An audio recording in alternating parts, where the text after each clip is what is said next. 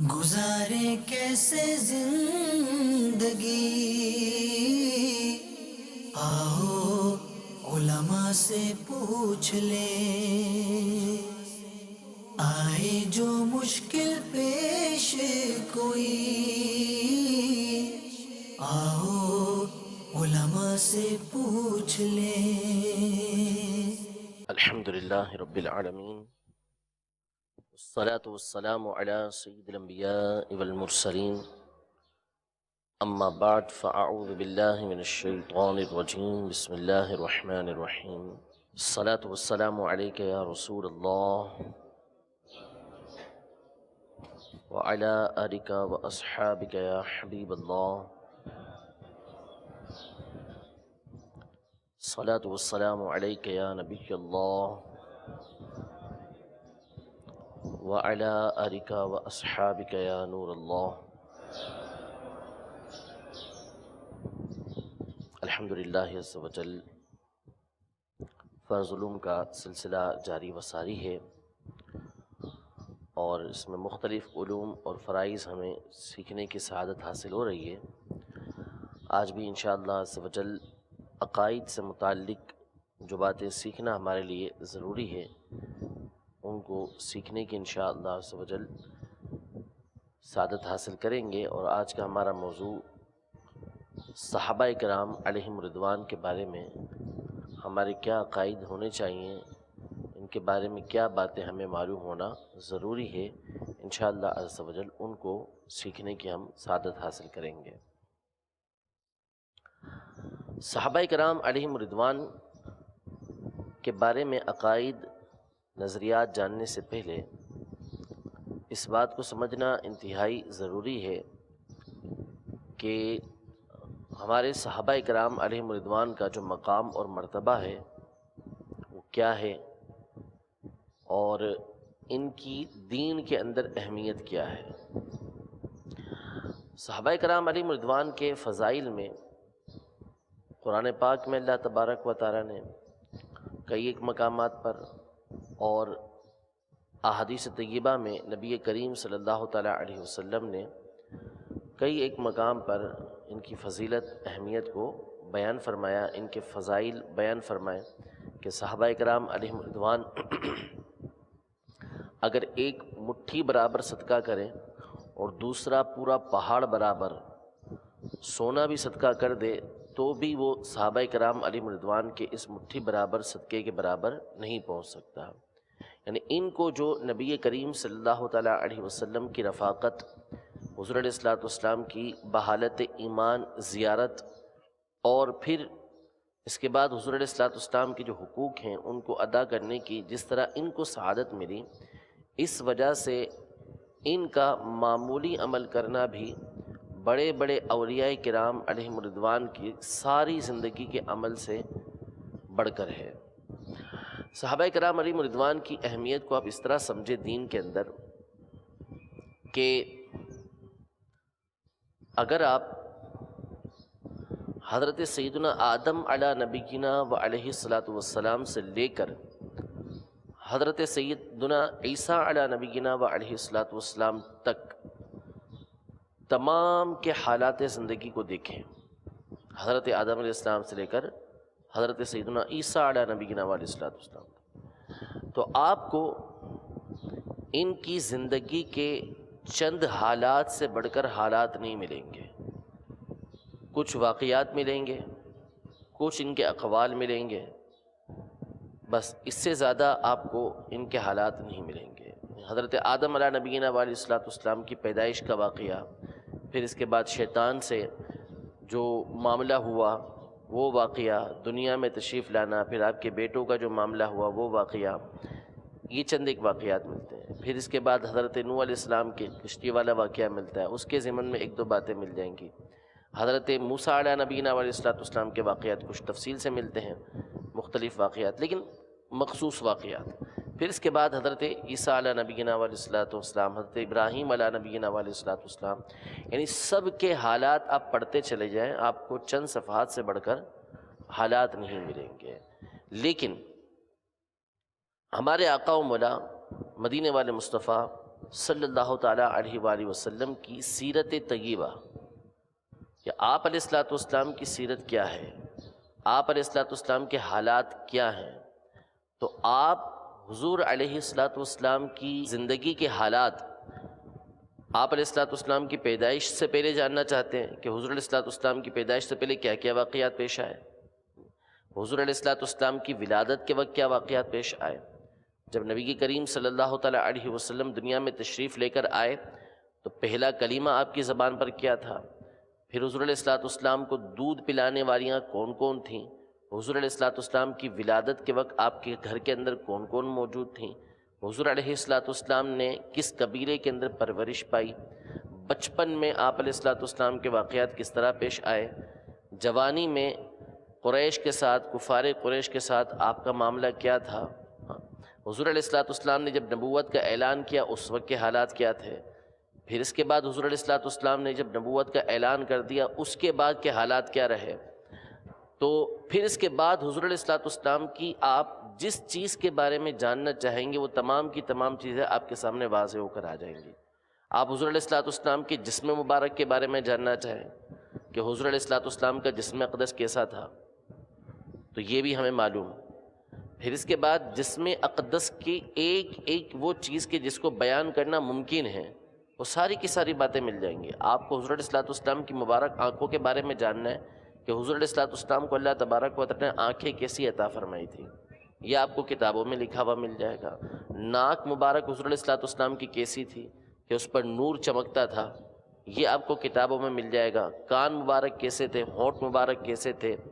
دانت کیسے تھے کہ دانتوں کے درمیان میں جو اوپر کے دانت کی سائڈ ہوتی ہے اس میں ہلکا سا گیپ تھا جس سے نور نکلتا تھا، یہ بھی مل جائے گا آپ کو۔ حضور علیہ الصلوۃ والسلام کے ہاتھ مبارک کیسے تھے، ان کی نرمی کیسی تھی، یہ بھی پتہ چل جائے گا۔ آپ علیہ الصلوۃ والسلام کی چلنے کا انداز کیسا تھا، کیسا چلا کرتے تھے حضور علیہ الصلوۃ والسلام، چلتے ہوئے آپ کی آنکھیں کس طرف ہوا کرتی تھی، یہ بھی آپ کو کتابوں میں مل جائے گا۔ حضور علیہ الصلوۃ والسلام بیٹھا کس طرح کرتے تھے، آپ علیہ الصلوۃ والسلام کھڑے کس طرح ہوا کرتے تھے، چلتے کیسے تھے، جب آپ آرام فرماتے آرام کرنے کا انداز کیا تھا حضور علیہ الصلوۃ والسلام کا، کسی سے گفتگو کرتے تو گفتگو کا انداز کیا ہوا کرتا تھا، کوئی بڑا آیا کوئی وفد آیا تو اس سے ملاقات کا انداز کیا ہوا کرتا تھا حضور علیہ الصلوۃ والسلام کا، حالت جنگ میں حضور علیہ الصلوۃ والسلام کیا کرتے تھے، تیز ہوا چلتی تو حضور علیہ الصلوۃ والسلام کا اس وقت انداز کیا ہوتا، کسی کی میت پر کسی کی موت پر حضور علیہ الصلوۃ والسلام کے انداز اختیار فرماتے۔ الغرض آپ کو حضور علیہ الصلوۃ والسلام کی زندگی کا ہر وہ پہلو کہ جس کو بیان کرنا ممکن ہے وہ آپ کو سیرت کی کتابوں کے اندر، حدیث کی کتابوں کے اندر مل جائے گا۔ انسان کی زندگی کے عمومی طور پر دو پہلو ہوتے ہیں، ایک گھر کی باہر کی زندگی اور ایک گھر کی اندر کی زندگی۔ نبی کریم صلی اللہ تعالیٰ علیہ وآلہ وسلم کی وہ زندگی جو گھر سے باہر تھی وہ تو سب دیکھ رہے تھے۔ گھر کی زندگی کے بہت سارے پہلو ہوتے ہیں کہ جو گھر کے اندر ہی خاص ہوتے ہیں، بعض باتیں وہ ہوتی ہیں کہ جو باہر بیان کی جا سکتی ہیں۔ صحابہ کرام علیہم رضوان، تابعین کا یہ معاملہ تھا کہ وہ امہات المومنین سے نبی کریم صلی اللہ تعالیٰ علیہ وآلہ وسلم کے وہ معاملات پوچھتے تھے کہ گھر کے اندر حضور علیہ الصلوۃ والسلام کیسے زندگی گزارتے ہیں، کیسے زندگی گزارتے، تو امہات المومنین بتایا کرتی تھی کہ حضور علیہ الصلوۃ والسلام اپنے ہاتھ سے اپنے نالین مبارک سی لیا کرتے تھے، گھر کا کام کاج کر لیا کرتے تھے، سودا سلف خود لے آیا کرتے تھے، کام میں کسی کے بارے میں کسی کو ڈانٹنا ڈپٹنا نہیں، یہ سارے کے سارے معاملات جو ہے امہات المومنین وہ معاملات کے جو باہر بیان کیے جا سکتے وہ سارے کے سارے ان کو صحابہ کو بیان کیا کرتی تھیں۔ حضرت ابن عباس رضی اللہ تعالی عنہما کی حدیث مبارکہ بخاری شریف میں کئی ایک مقامات پر ہے کہ ابن عباس رضی اللہ تعالی عنہما نے حضرت سیدتنا ام المومنین میمونہ رضی اللہ تعالی عنہا جو آپ کی خالہ ہیں اور حضور علیہ الصلوۃ والسلام کی اہلیہ ہیں، ان کے گھر پر خاص، چھوٹے تھے ابن عباس رضی اللہ تعالی عنہما، انہوں نے خاص اس نیت سے رات گزاری کہ دیکھیں حضور علیہ الصلوۃ والسلام رات میں عبادت کیسے کرتے ہیں، تو پھر انہوں نے رات گزاری، دیکھا کہ حضور علیہ الصلوۃ والسلام نے کچھ دیر آرام کیا، پھر آپ علیہ الصلوۃ والسلام نے کھڑے ہو کے نماز ادا کی، وضو کس طریقے سے کیا، ایک ایک بات کو ابن عباس رضی اللہ تعالی عنہما نے ڈیفائن کیا، بالکل واضح انداز میں بیان فرمایا۔ اب بتانے کا مقصد یہ ہے کہ دیگر انبیاء کرام علیہم السلام کے جو حالات زندگی ہیں وہ ہمیں چند واقعات سے زیادہ نہیں ملتے، اور ان میں بھی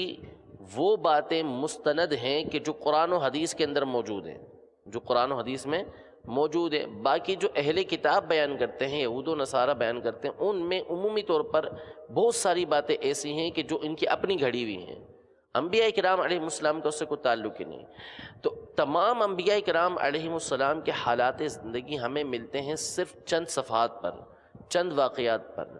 لیکن جب ہم اپنے آقا صلی اللہ تعالیٰ علیہ وسلم کی سیرت کو پڑھنا چاہتے ہیں تو ہزار صفحات بھی اس میں کم پڑ جاتے ہیں۔ صرف ایک چھوٹی سی مثال کہ علامہ محمد بن یوسف شامی صالحی رحمۃ اللہ تعالیٰ علیہ جلیل القدر محدث گزرے ہیں، بہت بڑے عالم دین گزرے ہیں۔ انہوں نے سیرت طیبہ پر ایک کتاب لکھی سبل الہدیٰ والرشاد کے نام سے، اور یہ کتاب عربی زبان میں 15 جلدوں کے اندر، 15 والیوم کے اندر یہ چھپی ہوئی ہے، جس میں ہزاروں صفحات ہیں۔ اور اس میں آپ نے ابتدا کے اندر یہ ارشاد فرمایا کہ میں نے اس کتاب کو 300 کتابوں سے نکال کے لکھا ہے، اور 300 کتابیں وہ کہ جن میں بعض کتابیں 100 جلدوں پر ہیں، لیکن پھر بھی میں نے حضور علیہ السلام کے جو فضائل و کمالات ہیں، ان کے جو سمندر کے سمندر ہیں، ان میں سے چند قطرے آپ کے سامنے بیان کیے ہیں۔ ہزار صفحات پر بھی بیان کر کے چند باتیں ہی میں بیان کر سکا ہوں۔ انشاءاللہ اس کا مزید مفصل بیان آگے جب ہم حضور علیہ السلام کے حوالے سے عقائد سنیں گے تو اس میں اور تفصیل کے ساتھ ذکر کریں گے۔ اب سوال یہ پیدا ہوتا ہے کہ یہ باتیں ہمارے پاس آئی کیسے؟ دیگر انبیاء کرام علیہ السلام بھی یقیناً ان کی زندگی بھی کامل و اکمل ہے، لیکن ان کی زندگی کے حالات ہم تک پہنچ نہ پائے مکمل طور پر، لیکن حضور علیہ السلام کی ساری باتیں ہم تک کیسے پہنچی؟ تو یقیناً یہ صحابہ کرام علیہم الرضوان کا ایک عظیم کارنامہ ہے، اور ان کی نبی کریم صلی اللہ تعالیٰ علیہ وسلم کے ساتھ اور آپ کے دین کے ساتھ ایسی محبت تھی کہ انہوں نے حضور علیہ السلام کی ایک بات کا انتہائی غور و فکر کے ساتھ، توجہ کے ساتھ مطالعہ کیا کہ آقا دو جہاں صلی اللہ تعالیٰ علیہ وسلم کی زندگی کیسی ہے، اس پر غور کیا، پھر اس کے بعد انہوں نے وہ ساری کی ساری باتیں آگے پہنچا دی۔ اور ایسے واقعات ان کے پیش آئے صحابہ کرام علیہم الرضوان کے کہ عقل حیران رہ جاتی ہے کہ یہ صحابہ کرام علیہم الرضوان کس طرح نبی کریم صلی اللہ تعالیٰ علیہ وسلم کی باتوں کو محفوظ رکھنے پر حرص رکھا کرتے تھے، خواہش رکھا کرتے تھے۔ بخاری شریف ہی کی حدیث مبارکہ ہے کہ سیدنا عبداللہ بن عمر رضی اللہ تعالیٰ عنہ جس وقت مدینہ منورہ سے مکہ مکرمہ کی طرف حج کے لیے گئے تو آپ نے راستے میں ہر اس مقام پر کہ جس وقت حضور علیہ السلام حج ادا کرنے کے لیے مدینہ منورہ سے مکہ مکرمہ کی طرف گئے تھے،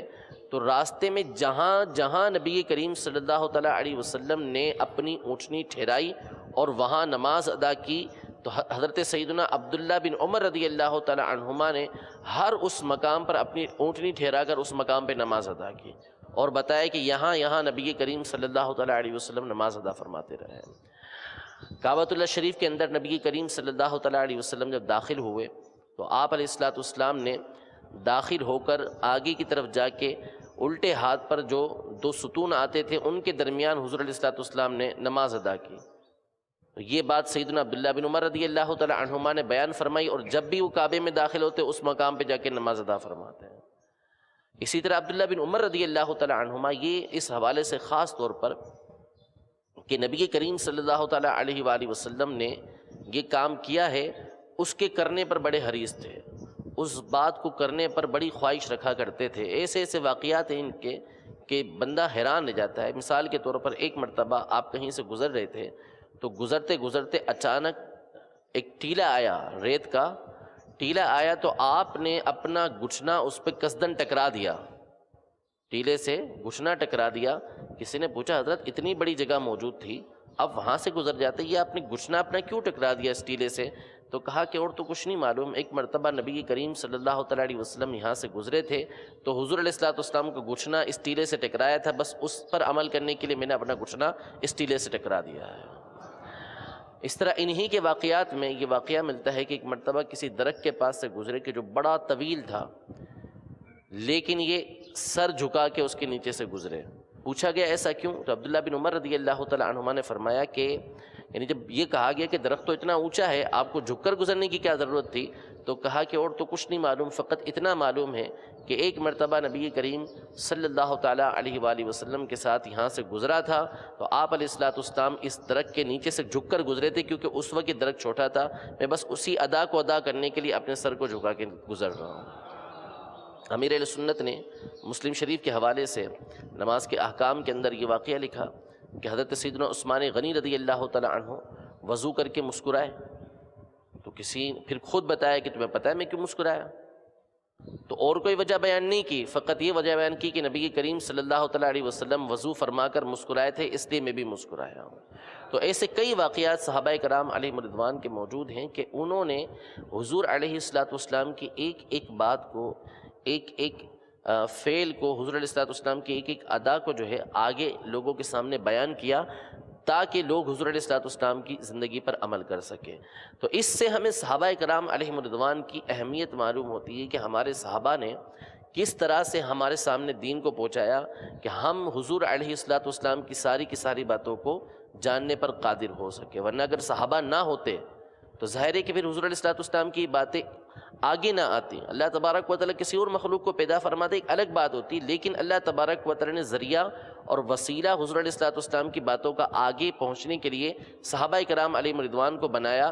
جس سے صحابہ کرام علیہم رضوان کی اہمیت دین میں معلوم ہوتی ہے اور اللہ تبارک و تعالیٰ کی بارگاہ میں بھی معلوم ہوتی ہے کہ حضور علیہ السلام کو اللہ تبارک و تعالیٰ نے آخری نبی بنا کر بھیجا کہ آپ علیہ السلام کی جو شریعت ہے، آپ علیہ السلام کو جو طریقہ کار ہے وہ تا قیامت رہنا ہے، اور حضور علیہ السلام کا طریقہ کار وہ ہے کہ جس پر عمل کر کے ہی بندہ دنیا اور آخرت میں کامیاب ہو سکتا ہے۔ اس ہی طریقے سے بندہ اللہ تبارک و تعالیٰ کی رضا حاصل کر سکتا ہے، اللہ تبارک و تعالیٰ کو راضی کر سکتا ہے۔ اب اس طریقے کو آگے پہنچانے کے لیے لازمی طور پر ایسے افراد کو چنا جائے گا، ایسی شخصیات کو چنا جائے گا کہ جو نبی کریم صلی اللہ تعالیٰ علیہ وسلم کی باتوں کو آگے پہنچانے میں امین ہو، حضور علیہ السلام کی باتوں کو آگے پہنچانے میں خواہش رکھتے ہوں، اور اس بات میں پختہ ہوں، مضبوط ہوں کہ حضور علیہ السلام کی بات آگے پہنچا سکتے ہیں۔ تو اللہ تبارک و تعالیٰ نے جب صحابہ کرام علیہ رضوان کو اس کام کے لیے چنا، تو اس سے اللہ تبارک و تعالیٰ کی بارگاہ میں صحابہ کرام علیہ رضوان کی اہمیت واضح ہوتی ہے کہ اتنے اہم کام کے لیے اللہ تبارک و تعالیٰ نے صحابہ کرام علیہ رضوان کی جماعت کو چنا ہے۔ تو اس لیے صحابہ کرام علیہ رضوان کے جہاں فضائل و کمالات ہیں، وہیں ان کی اس انداز میں اہمیت بھی ہمارے سامنے واضح ہوتی ہے۔ آئیے سب سے پہلے ہم یہ سنتے ہیں کہ صحابی کہتے کس کو ہیں۔ صحابی کے ویسے معنی ساتھی کے ہیں، کسی کا ساتھ دینے والا، کسی کے ساتھ رہنے والا، اور شریعت کی روشنی میں صحابی اس ہستی کو بولتے ہیں جس نے ایمان کی حالت میں نبی کریم صلی اللہ تعالیٰ علیہ وسلم کی، آپ علیہ السلام کی حیات ظاہری کے اندر زیارت کی، جس نے ایمان کی حالت میں نبی کریم صلی اللہ تعالیٰ علیہ وسلم کی، آپ علیہ السلام کی حیات ظاہری میں زیارت کی، یا آپ علیہ السلام کی صحبت کو اختیار کیا، یا نبی کریم صلی اللہ تعالیٰ علیہ وسلم نے ان کو ملاحظہ کیا، حضور علیہ السلام نے ان کو ملاحظہ کیا، یعنی ان کو دیکھا حضور علیہ السلام نے۔ وہ ہستی کہ جس نے ایمان کی حالت میں حضور علیہ السلام کی، آپ علیہ السلام کی حیات ظاہری میں زیارت کی، آپ کی صحبت کو اختیار کیا، یا حضور علیہ السلام نے ان کو ملاحظہ کیا، وہ حضور علیہ السلام کی بارگاہ میں آئے اور حضور علیہ السلام نے ان کو ملاحظہ کیا، اور اسی ایمان پر ان کا دنیا سے خاتمہ ہوا، یعنی رخصت ہوئے، اسی ایمان پر دنیا سے رخصت ہوئے، تو یہ صحابی کہلاتے ہیں۔ درمیان میں اگر نعوذ باللہ مرتد ہو گئے، یعنی ایمان سے پھر گئے، پھر ایمان لے کر آ گئے، تو اب یہ صحابی نہ رہے، یعنی کسی شخص نے حضور علیہ الصلوۃ والسلام کی زیارت کی ایمان کی حالت میں، اور حضور علیہ الصلوۃ والسلام دنیا میں تشریف فرماتے ظاہری حیات کے ساتھ، جو آپ نے وقت گزارا اعلان نبوت کے بعد 23 سال کا، اس عرصے میں حضور علیہ الصلوۃ والسلام کی زیارت کی، یا حضور علیہ الصلوۃ والسلام نے ان کو دیکھا، ایمان کی حالت میں انہوں نے حضور علیہ الصلوۃ والسلام کی زیارت کی تھی یا صحبت اختیار کی تھی، اب اسی ایمان پر وہ باقی رہے، درمیان میں مرتد نہ ہوئے، تو اس صورت میں وہ صحابی کہلائیں گے۔ اگر نعوذ باللہ جیسے بعض ایسے عرب کے قبیلے تھے کہ جو ایمان لے کر آئے، پھر جب حضور علیہ الصلوۃ والسلام کا وصال ظاہری ہوا تو انہوں نے ایمان کو چھوڑا۔ بعض عرب کے قبیلے ایسے تھے جیسے زکوٰۃ کا انکار کرنے والے قبیلے تھے کہ جنہوں نے نبی کریم صلی اللہ تعالیٰ علیہ وسلم کے وصال ظاہری کے بعد انکار کر دیا تھا ایمان کا، تو ایسے افراد پھر صحابہ نہ رہے، ایسے افراد پھر صحابہ نہ رہے۔ لیکن جو نبی کریم صلی اللہ تعالیٰ علیہ وسلم کی زیارت کرنے والے صحابہ کرام علیہم رضوان تھے ایمان کی حالت میں، پھر اس کے بعد وہ ایمان پر ہی سلامت رہے اور اسی ایمان پر دنیا سے رخصت ہوئے، تو ایسے افراد صحابی کہلاتے ہیں، درمیان میں مرتد نہیں ہوئے، اور صحابہ کی اکثریت اسی پر تھی۔ نابینا جو صحابی ہیں وہ اگرچہ کہ بظاہر آنکھوں سے نبی کریم صلی اللہ تعالیٰ علیہ وسلم کی زیارت نہیں کر سکے، لیکن یہ بارگاہ رسالت میں حاضر ہوئے تو نبی کریم صلی اللہ تعالیٰ علیہ وسلم نے ان کو دیکھا، ان کو ملاحظہ کیا، تو لہذا یہ بھی صحابی کہلائیں گے۔ تو یا تو حضور علیہ الصلوۃ والسلام کو دیکھا ہو، حضور علیہ الصلوۃ والسلام کی صحبت اختیار کی ہو، یا نبی کریم صلی اللہ تعالیٰ علیہ وآلہ وسلم نے ان کو ملاحظہ کیا۔ اسی طرح چھوٹے بچے جو بارگاہ رسالت میں حاضر کیے گئے، تو اب حضور علیہ الصلوۃ والسلام کی وہ بظاہر زیارت نہیں کر سکے کہ چھوٹے سے تھے بالکل پیدائش کے وقت، اور حضور علیہ الصلوۃ والسلام پھر دنیا سے تشریف لے کے چلے گئے، یعنی پردہ ظاہری فرما لیا، تو یہ بھی صحابہ کہلائیں گے، کیونکہ نبی کریم صلی اللہ تعالیٰ علیہ وسلم کی اگرچہ کہ خود زیارت نہیں کر سکے، لیکن نبی کریم صلی اللہ علیہ وسلم نے اپنی ظاہری حیات کے اندر ان کو ملاحظہ کیا، لہذا یہ بھی صحابہ کی فہرست کے اندر شامل ہوں گے۔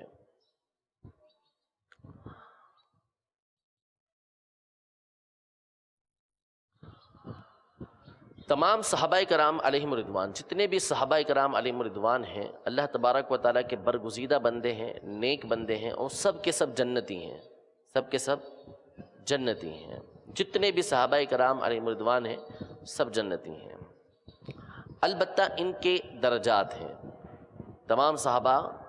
ایک درجے کے اندر نہیں ہیں، ان کی کیٹیگریاں ہیں اور ان کے مراتب ہیں، درجے ہیں ان کے۔ اولاً صحابہ کرام علیہم رضوان کے دو گروہ کیے گئے ہیں، دو حصے کیے گئے ہیں۔ ایک وہ کہ جو فتح مکہ سے پہلے، یعنی جس وقت تک مکہ فتح نہیں ہوا تھا اس سے پہلے نبی کریم صلی اللہ تعالیٰ علیہ وسلم پر ایمان لے کر آئے، اور بعض وہ ہیں کہ جو اس وقت ایمان لے کر آئے کہ جب نبی کریم صلی اللہ تعالیٰ علیہ وسلم نے مکے کو فتح فرما لیا۔ تو یہ تمام کے تمام ہیں صحابہ، تمام کے تمام صحابہ ہیں، جنتی ہیں، لیکن فتح مکہ سے پہلے ایمان لانے والے اور فتح مکہ کے بعد ایمان لانے والے، ان دونوں میں فرق یہ ہے کہ پہلے والے دوسرے والوں سے افضل ہیں، ان کا مقام اور مرتبہ یہ دوسرے والوں سے بڑھ کر ہے اللہ تبارک و تعالیٰ کی بارگاہ میں۔ پھر یہ جو فتح مکہ سے پہلے ایمان لے کر آئے، فتح مکہ سے پہلے جو ایمان لے کر آئے، ان میں سب سے افضل وہ صحابہ کرام علیہم رضوان ہیں کہ جو بیعت رضوان کے وقت، بیعت رضوان کے وقت نبی کریم صلی اللہ تعالیٰ علیہ وسلم کی بارگاہ میں موجود تھے، اور انہوں نے حضور علیہ الصلوۃ والسلام سے بیعت کی تھی۔ جس وقت حضور علیہ الصلوۃ والسلام مکہ مکرمہ عمرے کے لیے تشریف لا رہے تھے اور کفار نے آپ کا راستہ روک لیا تھا، پھر نبی کریم صلی اللہ علیہ وسلم نے حضرت عثمان کو مکہ مکرمہ بھیجا تھا، آپ کے شہید کر دینے کی خبر اڑی تھی، حضور علیہ الصلوۃ والسلام نے بیعت لی تھی درخت کے نیچے، جس کو بیعت رضوان بولتے ہیں، جس کا تذکرہ سورۃ الفتح کے اندر موجود ہے۔ لقد رضی اللہ عن المؤمنین اذ یبایعونک تحت الشجرۃ، کہ اللہ تبارک و تعالیٰ ان مومنوں سے راضی ہوا کہ جو آپ سے درخت کے نیچے بیعت کر رہے تھے۔ تو یہ بیعت رضوان میں صحابہ کرام علیہم رضوان جو موجود تھے وہ دیگر تمام صحابہ کرام علیہم رضوان سے افضل ہیں، یعنی مکے کے فتح ہونے سے پہلے، مکہ مکرمہ فتح ہونے سے پہلے جو صحابہ کرام علیہم رضوان ہیں، ان صحابہ کرام علیہم رضوان میں سب سے افضل صحابہ وہ ہیں کہ جو بیعت رضوان کے اندر موجود تھے، ٹھیک ہے۔ پھر ان سے بھی افضل جو صحابہ کرام علیہم رضوان ہیں وہ ہیں کہ جو جنگ بدر میں شامل ہوئے۔ جنگ بدر میں نبی کریم صلی اللہ تعالیٰ علیہ وسلم کے ساتھ شامل ہوئے 313 صحابہ کرام علیہم رضوان جو جنگ بدر میں شامل تھے، یہ دیگر تمام صحابہ کرام علیہم رضوان سے افضل ہیں، اور ان کے بارے میں حضور علیہ الصلوۃ والسلام نے ارشاد فرمایا کہ اللہ تبارک و تعالیٰ نے ان پر خاص رحمت کی نظر فرمائی اور ان کے گناہوں کو اللہ تبارک و تعالیٰ نے معاف فرما دیا ہے۔ اہل بدر کے بارے میں کہ یہ جو چاہیں کریں، اللہ تبارک و تعالیٰ نے ان کو معاف فرما دیا ہے۔ تو یہ جو اہل بدر ہیں یہ دیگر تمام صحابہ کرام علیہم رضوان سے افضل ہیں۔ پھر ان بدری صحابہ کے اندر، ان کو بدری صحابہ بولتے ہیں، یعنی وہ صحابہ کہ جو بدر کے میدان کے اندر نبی کریم صلی اللہ تعالیٰ علیہ وسلم کے ساتھ شریک ہوئے اور انہوں نے مل کر حضور علیہ الصلوۃ والسلام کے ساتھ جہاد کیا، تو یہ بدری صحابہ کہلاتے ہیں۔ ان میں پھر سب سے افضل و اعلیٰ ہستیاں جو ہیں وہ ہیں کہ جو عشرۂ مبشرہ کہلاتی ہیں، عشرۂ مبشرہ کہلاتی ہیں۔ اور چند خاص ہستیاں جیسے سیدتنا فاطمۃ الزہرا رضی اللہ تعالی عنہا، سیدتنا عائشہ صدیقہ رضی اللہ تعالی عنہا، سیدتنا خدیجۃ الکبریٰ رضی اللہ تعالی عنہا، حسنین کریمین، یہ وہ صحابہ ہیں، یعنی یہ عشرۂ مبشرہ یہ دیگر تمام صحابہ کرام علیہم رضوان سے افضل ہیں، اور چند اور صحابہ کرام علیہم رضوان کی جن کی خاص طور پر علیحدہ سے فضیلت آئی ہے۔ تو عشرۂ مبشرہ جو صحابہ ہیں یہ دیگر تمام صحابہ کرام علیہم رضوان سے افضل ہیں، یعنی وہ 10 صحابہ کہ جن کو بیک وقت نبی کریم صلی اللہ تعالیٰ علیہ وسلم نے جنت کی بشارت دی تھی۔ خلفائے راشدین حضرت ابو عبیدہ بن الجراح رضی اللہ تعالیٰ عنہ، حضرت عبد الرحمن بن عوف رضی اللہ تعالیٰ عنہ، حضرت سعید بن زید رضی اللہ تعالیٰ عنہ، 10 صحابہ کرام علیہم رضوان کو ایک ہی مجلس میں نبی کریم صلی اللہ تعالیٰ علیہ وسلم نے جنت کی بشارت دی تھی، تو یہ صحابہ کرام علیہم رضوان عشرۂ مبشرہ کہلاتے ہیں۔ ویسے کئی صحابہ کرام علیہم رضوان کے لیے امہات المومنین میں سے، اہل بیت اطہار میں سے کئی افراد ہیں کہ جن کو جنت کی بشارت نبی کریم صلی اللہ علیہ وسلم نے نام لے کے ارشاد فرمائی کہ یہ جنتی ہیں، جیسے حسنین کریمین ہیں، ان کے بارے میں واضح الفاظ میں فرمایا کہ جنت کے نوجوانوں کے سردار ہیں۔ لیکن ان 10 کو عشرۂ مبشرہ کہنے کی وجہ یہ، مبشرہ کا مطلب وہ کہ جن کو بشارت دی گئی، مبشرہ جن کو بشارت دی گئی، اور عشرہ کا مطلب 10 ہوتا ہے، یعنی 10 وہ افراد کی جن کو بشارت دی گئی۔ تو بشارت اوروں کو بھی دی گئی، خوشخبری اوروں کو بھی دی گئی، لیکن ان 10 افراد کو عشرۂ مبشرہ کہنے کی وجہ یہ ہے کہ ان کو ایک وقت میں 10 کو ایک ساتھ اس بات کی بشارت دی گئی کہ فلاں جنت میں ہے، فلاں جنت میں ہے، فلاں جنت کے اندر ہے۔ تو یہ 10 صحابہ کرام علیہم رضوان دیگر تمام صحابہ کرام علیہم رضوان سے افضل ہیں۔ پھر ان 10 کے اندر خلفائے راشدین جو 4 خلفاء ہیں یہ تمام سے افضل و اعلیٰ ہیں، تمام سے افضل و اعلیٰ ہیں،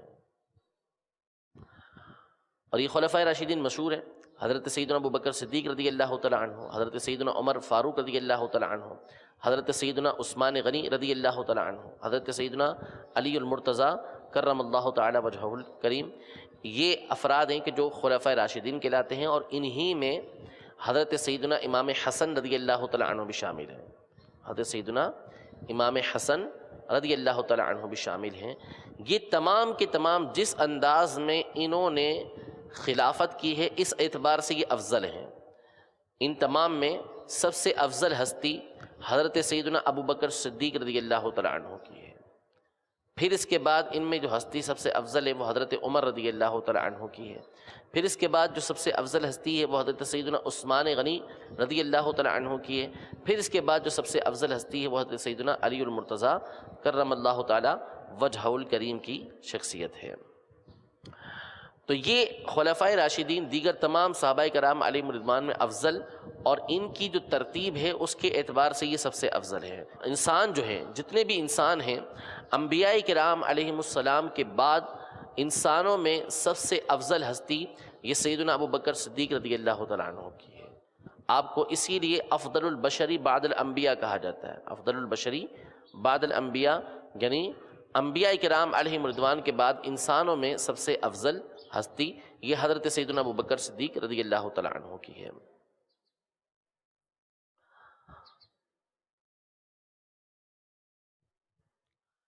نبی کریم صلی اللہ تعالیٰ علیہ وسلم کے بعد جو خلافت حاصل ہوئی، یعنی آپ علیہ الصلوۃ والسلام جب دنیا سے تشریف لے گئے تو حضور علیہ الصلوۃ والسلام کے بعد جو خلافت کا عرصہ تھا وہ 30 سال کا تھا، اور یہ وہ خلافت تھی کہ جو نبی کریم صلی اللہ تعالیٰ علیہ وسلم کے منہج پر رہی، یعنی حضور علیہ الصلوۃ والسلام کے طریقہ کار کے مطابق رہی، جس کی بشارتیں موجود تھیں۔ تو اس کا عرصہ 30 سال تھا، اس کا عرصہ 30 سال تھا، اور اس میں 5 افراد نے خلافت کی، 5 افراد نے خلافت کی۔ حضرت سیدنا ابوبکر صدیق رضی اللہ تعالیٰ عنہ، پھر حضرت عمر فاروق رضی اللہ تعالیٰ عنہ، پھر حضرت عثمان، پھر حضرت مولا علی، پھر 6 مہینے کے لیے حضرت امام حسن رضی اللہ تعالیٰ عنہ یہ خلیفہ ہوئے۔ یہ 5 افراد خلیفہ ہوئے۔ ان حضرات کو خلفائے راشدین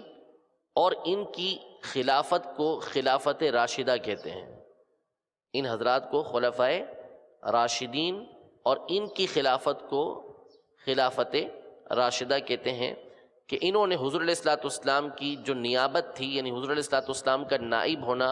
حضور علیہ الصلوۃ والسلام کا خلیفہ ہونا، اس کا پورا حق ادا فرمایا، پورا حق ادا فرمایا۔ تو ہمارا عقیدہ کیا ہے کہ انبیاء کرام علیہم السلام کے بعد سب سے افضل ہستی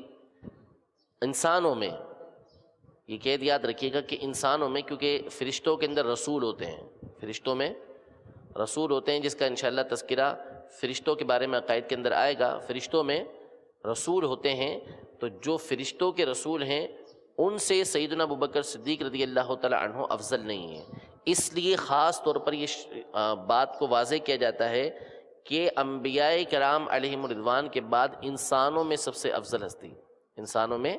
سب سے افضل ہستی یہ سیدنا ابوبکر صدیق رضی اللہ تعالیٰ عنہ کی۔ تو ہمارا عقیدہ یہ ہے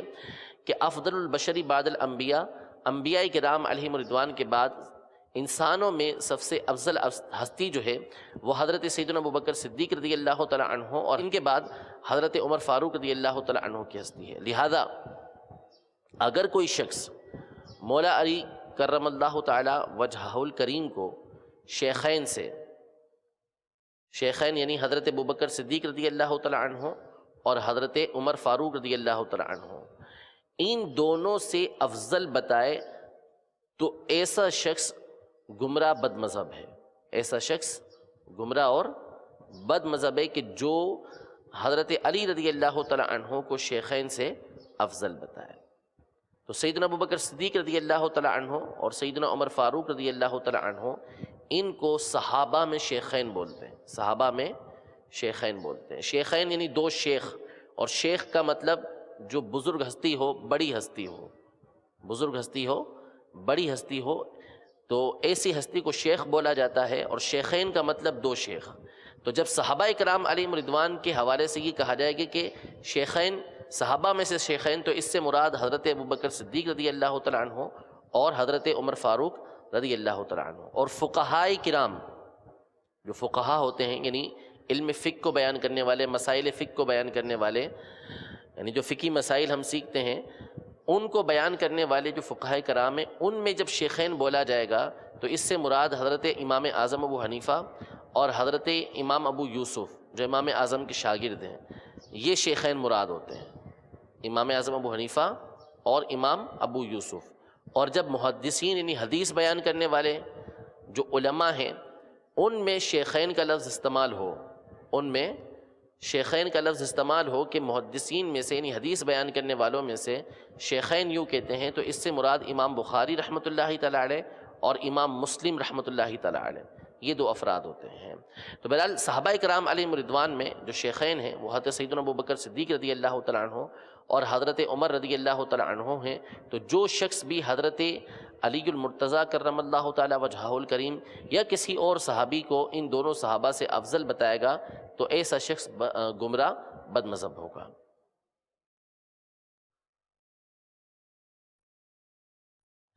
عقیدہ ہمارا یہ ہے کہ تمام صحابہ کرام علیہم رضوان اہل خیر و صلاح ہیں. اہل خیر یعنی بہتری والے، اچھائی والے ہیں، اور عادل ہیں، یعنی ان کے اندر کوئی فسق و فجور نہیں پایا جاتا، فاسق نہیں ہے یہ، یعنی ان تمام کی گواہی معتبر ہے، ان تمام کی گواہی معتبر ہے. تمام کے تمام صحابہ کرام علیہم رضوان متقی، پرہیزگار، عادل ہیں، اور ان کا جب بھی ذکر کیا جائے گا تو خیر کے ساتھ، بھلائی کے ساتھ ذکر کیا جائے گا. ایسا کرنا فرض ہے. تمام صحابہ کرام علیہم رضوان اہل خیر و صلاح یعنی بہتری والے اور عادل ہیں، یعنی معتبر افراد ہیں، اور ان کا جب بھی ذکر کیا جائے گا تو خیر کے ساتھ، بھلائی کے ساتھ کیا جائے گا، اور ایسا کرنا یہ فرض ہے. ایسا کرنا یہ فرض ہے. کسی صحابی کے ساتھ سوء عقیدت یعنی برا نظریہ ان کے بارے میں رکھنا، برے خیالات ان کے حوالے سے رکھنا، یہ بد مذہبی، گمراہی اور جہنم کا مستحق ہونا ہے. کسی بھی صحابی کے ساتھ سوء عقیدت یعنی برا نظریہ، برا عقیدہ ان کے حوالے سے رکھنا، یہ بد مذہبی ہے، گمراہی ہے اور جہنم کا مستحق ہونا ہے. علماء نے یہاں تک ارشاد فرمایا کہ جو صحابہ کرام علیہم رضوان سے بغض رکھنے والا ہے، گویا کہ وہ نبی کریم صلی اللہ تعالیٰ علیہ وسلم کے ساتھ بغض رکھنے والا ہے. لہذا یہ ضروری ہے کہ صحابہ کرام علیہم رضوان کے ساتھ اچھا عقیدہ، اچھا نظریہ رکھا جائے گا. جو برا عقیدہ، برا نظریہ رکھے گا تو اس کے بارے میں علماء واضح الفاظ میں ارشاد فرما چکے کہ ایسا شخص بد مذہب اور گمراہ ہے اور جہنم کا مستحق قرار پائے گا. بعض افراد صحابہ کرام علیہم رضوان کے جو آپس کے معاملات ہوتے ہیں ان کو سامنے رکھ کر اس حوالے سے بعض صحابہ کی محبت میں دوسرے بعض صحابہ پر طعن و تشنیع کرتے ہیں، یعنی ان کو نعوذ باللہ من ذالک برے الفاظ سے پکارتے ہیں. ایسے کے حوالے سے یہ ارشاد فرمایا کہ صحابہ کرام علیہم رضوان انبیاء نہ تھے، نہ فرشتے تھے کہ معصوم ہوں. صحابہ کرام علیہم رضوان انبیاء کرام علیہم السلام نہیں تھے اور نہ ہی فرشتے تھے، اور یہ دونوں ہستیاں ہیں یعنی انبیاء اور فرشتے کے جو معصوم ہیں، جن سے غلطی ہو ہی نہیں سکتی، جن سے غلطی ہو ہی نہیں سکتی، جن سے گناہ ہو ہی نہیں سکتا. باقی جو بھی مخلوق ہے، جو بھی افراد ہیں، وہ تمام کے تمام معصوم نہیں ہیں. تو صحابہ کرام علیہم رضوان میں سے بعض سے لغزشیں ہوئیں، خطا ہوئی، مگر ان کی کسی بات پر بھی گرفت اللہ اور رسول کے خلاف ہے، یعنی ان کی کسی بات پر پکڑ کرنا، کسی بات کے حوالے سے برا عقیدہ رکھنا، یہ اللہ اور اس کے رسول کی مخالفت ہے. وجہ اس کی یہ بیان فرمائی کہ اللہ تبارک و تعالیٰ جو عالم الغیب و شہادہ ہے، اس کا علم ہر زمانے کا یکساں ہے، ہر زمانے کے بارے میں اس کا علم موجود ہے، کہ اللہ تبارک و تعالیٰ صحابہ کرام علیہم رضوان کی پیدائش سے پہلے ہی جانتا تھا کہ صحابہ کرام علیہم رضوان نے کیا کیا کرنا ہے. لیکن اس کے باوجود اللہ تبارک و تعالیٰ نے جہاں صحابہ کرام علیہم رضوان کا قرآن پاک میں تذکرہ فرمایا کہ وہ صحابہ کہ جو فتح مکہ سے پہلے ایمان لے کر آئے اور جو فتح مکہ کے بعد ایمان لے کر آئے، یہ دونوں برابر نہیں، دونوں برابر نہیں، لیکن ان کے لیے یہ ارشاد فرمایا کہ کُلًّا وعد اللہ الحسنى، کُلًّا وعد اللہ الحسنى، ان تمام سے اللہ تبارک و تعالی نے حسنہ یعنی جنت کا وعدہ کیا ہے. صحابہ کرام علیہم رضوان جو فتح مکہ سے پہلے ایمان لے کر آئے یا فتح مکہ کے بعد ایمان لے کر آئے، تمام سے اللہ تبارک و تعالی نے جنت کا وعدہ کیا، اور ساتھ ہی ساتھ اللہ تبارک و تعالی نے یہ ارشاد فرمایا کہ واللہ بما تعملون خبیر، کہ اللہ نے جنت کا وعدہ کیا اور اللہ اس بات کو جانتا ہے کہ تم کیا کرنے والے ہو. اللہ تبارک و تعالی اس بات کو جانتا ہے کہ تم کیا کرنے والے ہو۔ نبی کریم صلی اللہ تعالیٰ علیہ وسلم کے پردہ فرما جانے کے بعد، حضور علیہ الصلوۃ والسلام کی دنیا سے وصال ظاہری فرما جانے کے بعد آپس میں تمہارے معاملات ہوں گے، لیکن اس کے باوجود اللہ تبارک و تعالیٰ یہ ارشاد فرما رہا ہے کہ تمام سے اللہ نے نیکی کا وعدہ کیا، بھلائی کا وعدہ کیا۔ تو اس لیے جب اللہ تبارک و تعالیٰ سب کچھ جانتے ہوئے، وہ جانتا ہے کہ ایسا ہونا ہے، اس کے باوجود وہ صحابہ کرام علیہم رضوان کے بارے میں فرما رہا ہے کہ یہ سارے کے سارے اللہ کے پسندیدہ ہیں، اور اللہ تبارک و تعالیٰ نے ان سے بھلائی کا وعدہ کیا ہے، تو پھر دوسرے کو کیا مجال ہے کہ وہ ان کے اوپر اعتراض کر سکے؟ جب رب عز و جل خود فرما رہا ہے کہ جو تم کرنے والے ہو اللہ تبارک و تعالیٰ اس کو جانتا ہے، وَكُلًّا وَعَدَ اللَّهُ الْحُسْنَى، اس کے باوجود اللہ تبارک و تعالیٰ نے تمام کے ساتھ بھلائی کا وعدہ فرمایا ہے۔ تو یہ صحابہ کرام علیہم رضوان، ان سے بعض سے لغزشیں ہوئیں، خطائیں ہوئیں،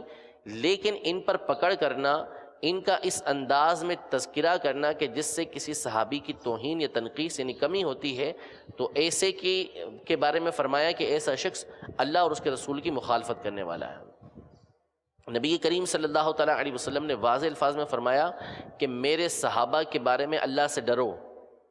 ان کو اپنی تان و تشنیع کا نشانہ نہ بناؤ۔ تو صحابہ سے جو اس طرح کے معاملات پیش ہوئے، اس حوالے سے اہل سنت کا یہ عقیدہ اور نظریہ ہے کہ اس میں خاموشی اختیار کی جائے گی، اس میں خاموشی اختیار کی جائے گی، کیونکہ ان تمام میں اگر اس طرح کے معاملات ہوئے، آپس میں جھگڑا ہوا، لڑائی ہوئی، تو اس کی وجہ یہ نہیں تھی کہ کوئی دنیا چاہتا تھا، دنیا کے معاملات کی وجہ سے نہیں ہوئی، بلکہ ہر ایک جو ہے اپنے اجتہاد کی وجہ سے، اپنی سمجھ کی وجہ سے کہ یہ چیز حق ہے، یہ چیز حق ہے، اس لیے وہ اس بات پر بضد تھا۔ ورنہ صحابہ کرام علیہم رضوان کے بارے میں تصور بھی نہیں کیا جا سکتا کہ وہ ذاتی اناد کی وجہ سے، اپنی ذات کی وجہ سے آپس میں جھگڑیں۔ تو صحابہ کرام علیہم رضوان کی اس طرح کے معاملات جو پیش آئے جنگ صفین کے، جنگ جمل کے، ان تمام کے حوالے سے اہل سنت کا یہ عقیدہ اور نظریہ ہے کہ اس کے بارے میں خاموشی اختیار کی جائے گی، ہم اس کے اندر گفتگو نہیں کریں گے۔ اللہ تبارک و تعالیٰ نے جب اس بات کا اعلان فرما دیا کہ وَكُلًّا وَعَدَ اللَّهُ الْحُسْنَى، اللہ تبارک و تعالیٰ نے ان تمام کے ساتھ بھلائی والا وعدہ کیا ہے، بہتری کا وعدہ کیا ہے، جنت کا وعدہ کیا ہے، تو رب تبارک و تعالیٰ بندوں کا بھی مالک ہے، صحابہ کا بھی مالک ہے، جنت کا بھی مالک ہے، اس کی مرضی ہے وہ جس کے ساتھ جس طرح کا وعدہ فرمائے۔ جب اس نے وعدہ فرما لیا ہے تو پھر ہمیں خاموشی اختیار کرنی ہے۔ البتہ اتنا ہے کہ جو اس طرح کے معاملات پیش آئے مولا علی مشکل کشا کرم اللہ تعالیٰ وجہہ الکریم کے ساتھ، تو اس میں اہل سنت کا موقف یہ ہے کہ اس میں حضرت علی رضی اللہ تعالیٰ عنہ حق پر تھے، حضرت علی رضی اللہ تعالیٰ عنہ حق پر تھے، اور حضرت سیدنا امیر معاویہ رضی اللہ تعالیٰ عنہ، سیدنا عائشہ صدیقہ رضی اللہ تعالیٰ عنہا سے یہاں پر اجتہادی خطا ہوئی، ان سے اجتہادی غلطی ہوئی، لیکن ان کی یہ غلطی دنیا کے لیے نہیں تھی، بلکہ اپنے طور پر وہ دوسرا معاملہ بہتر سمجھتے تھے، اس لیے وہ مولا علی مشکل کشا کرم اللہ تعالیٰ وجہہ الکریم کے سامنے آئے، ورنہ ان کے بارے میں تصور نہیں کہ یہ جان بوجھ کر مولا علی مشکل کشا رضی اللہ تعالیٰ عنہ کی مخالفت کرتے۔ تو اس لیے ہمارا عقیدہ یہ ہے کہ مولا علی مشکل کشا کرم اللہ تعالیٰ وجہہ الکریم یہ حق پر تھے، اور ان سے اجتہادی خطا ہوئی، اجتہاد کے اندر غلطی ہوئی، اپنی کوشش کے اعتبار سے انہوں نے صحیح کرنے کی کوشش کی لیکن اس میں غلطی ہوئی، اور ایسے کے بارے میں حدیث پاک کے اندر موجود ہے کہ جو مجتہد ہو، جو ایسا عالم ہو، وہ اگر غلطی بھی کرتا ہے تو اللہ تبارک و تعالیٰ اس پر اس کو ثواب عطا فرماتا ہے، اس پر اس کو ثواب عطا فرماتا ہے۔ لہذا یہ صحابہ کرام علیہم رضوان ثواب کے مستحق ہیں، ان کو ایک ثواب ملتا ہے، اور جو صحیح بات کو بیان کرنے والا ہوتا ہے اس کو 2 ثواب اللہ تبارک و تعالیٰ عطا فرماتا ہے۔ تو بہرحال ان تمام صحابہ کرام علیہم رضوان کے حوالے سے ہمارا عقیدہ اور نظریہ یہ ہے کہ تمام کے تمام جنتی ہیں۔ اگلا عقیدہ اس حوالے سے یہ ہے ہمارا کہ حضرات حسنین کریمین، یعنی حضرت امام حسن اور حضرت سیدنا امام حسین رضی اللہ تعالی عنہما، یہ اعلیٰ درجہ شہداء کرام سے ہیں، یعنی حضرت امام حسن اور امام حسین رضی اللہ تعالی عنہما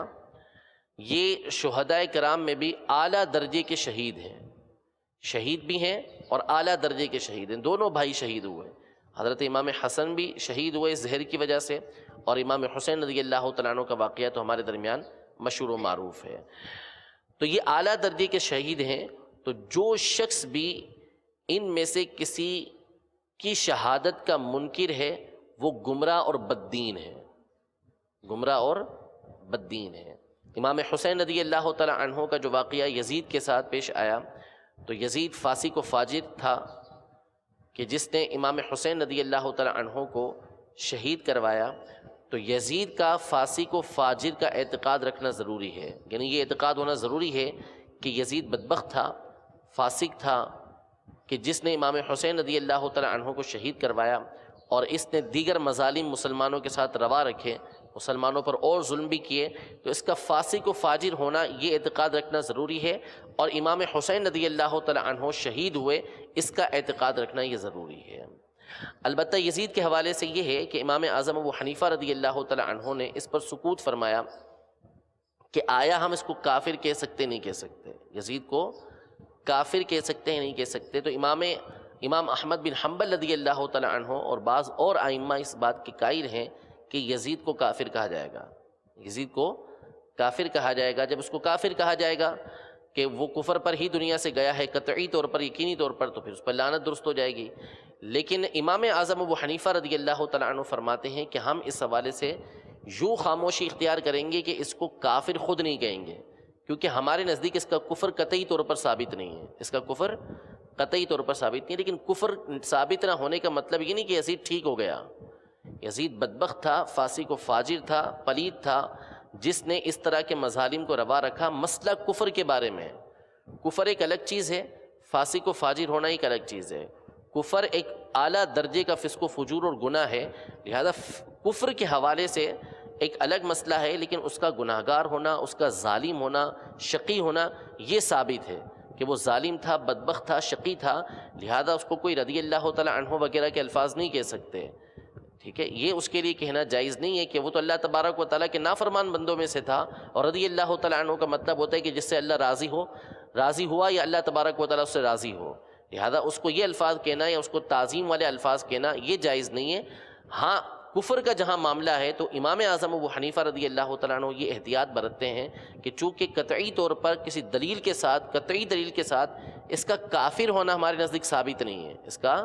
کافر ہونا ہمارے نزدیک ثابت نہیں ہے، لہذا ہم اپنی زبان سے اس کو کافر نہیں کہیں گے۔ ہاں دیگر ائمہ کرام علیہم رضوان جب اس کو کافر کہہ رہے ہیں تو ہم ان کو روکیں گے بھی نہیں، یعنی ان کو بھی برا بھلا نہیں کہیں گے کہ تم کیوں کافر کہہ رہے ہو، تو ممکن ہے کہ ان کے پاس کوئی دلیل ہو جس کی بنیاد پر وہ یزید کو کافر کہہ رہے ہو۔ لیکن امام اعظم ابو حنیفہ رضی اللہ تعالیٰ عنہ سکوت فرماتے ہیں کہ ہم اس کے ایمان و کفر کے بارے میں کوئی گفتگو نہیں کریں گے، کیونکہ ہمیں کسی دلیل کے ذریعے معلوم نہیں ہے کہ یہ کافر ہے یا نہیں ہے۔ لیکن پھر عرض کر دوں کہ اس کا کفر ہونا ایک الگ چیز ہے اور اس کا ظالم ہونا ایک الگ چیز ہے۔ کفر کی نفی کی جا رہی ہے، کفر سے منع کیا جا رہا ہے یا سکوت کیا جا رہا ہے، لیکن اس سے یہ ثابت نہیں ہوتا کہ اس کو درست کہنا بھی ٹھیک ہو جائے۔ کربلا کے اندر جو اس کے مظالم تھے، دیگر اس کے جو مظالم تھے وہ اپنی جگہ پر ثابت ہیں، جس کی بنیاد پر اس کو فاسق و فاجر اور ظالم و بدبخت یہ الفاظ اس کے لیے استعمال کیے جائیں گے۔ ام المومنین حضرت سیدتنا خدیجۃ الکبریٰ اور ام المومنین حضرت سیدتنا عائشہ صدیقہ رضی اللہ تعالی عنہا اور حضرت سیدہ فاطمہ زہرا رضی اللہ تعالی عنہن یہ قطعی جنتی ہیں، یہ قطعی جنتی ہیں۔ تینوں ہستیاں حضرت سیدتنا خدیجۃ الکبریٰ رضی اللہ تعالی عنہا، حضرت سیدتنا عائشہ صدیقہ رضی اللہ تعالی عنہا، حضرت سیدتنا فاطمہ الزہرا رضی اللہ تعالی عنہا یہ قطعی جنتی ہیں، اور انہیں نبی کریم صلی اللہ تعالی علیہ وسلم کی جو دوسری بیٹیاں ہیں اور حضور علیہ الصلوۃ والسلام کی دیگر ازواج مطہرات ہیں ان پر فضیلت حاصل ہے۔ حضور علیہ الصلوۃ والسلام کی دیگر ازواج مطہرات اور حضور علیہ الصلوۃ والسلام کی دیگر بیٹیاں، ان تمام پر اور دیگر صحابیات پر ان کو فضیلت حاصل ہے۔ ان تین ہستیوں کو، حضرت سیدتنا خدیجۃ الکبریٰ رضی اللہ تعالی عنہا، ان کی شہزادی حضرت سیدتنا فاطمہ الزہرا رضی اللہ تعالی عنہا اور حضرت سیدتنا عائشہ صدیقہ رضی اللہ تعالی عنہا، یہ تین ہستیاں جن میں سے دو ام المومنین ہیں اور ایک حضور علیہ الصلوۃ والسلام کی شہزادی ہیں، یہ قطعی جنتی ہیں۔ اور دیگر جو ازواج مطہرات ہیں جیسے حضرت سیدتنا حفصہ رضی اللہ تعالی عنہا، حضرت سیدتنا صفیہ رضی اللہ تعالی عنہا، حضرت سیدتنا زینب رضی اللہ تعالی عنہا، یہ دیگر جو ازواج مطہرات ہیں ان سے ہی ہستیاں افضل ہیں۔ یوں ہی نبی کریم صلی اللہ تعالی علیہ وسلم کی دیگر شہزادیاں حضرت سیدتنا زینب رضی اللہ تعالی عنہ، حضرت سیدتنا ام کلثوم رضی اللہ تعالی عنہ، حضرت سیدتنا رقیہ رضی اللہ تعالی عنہ، ان سے یہ افضل ہیں۔ یہ تمام کی تمام ہیں جنتی، تمام کی تمام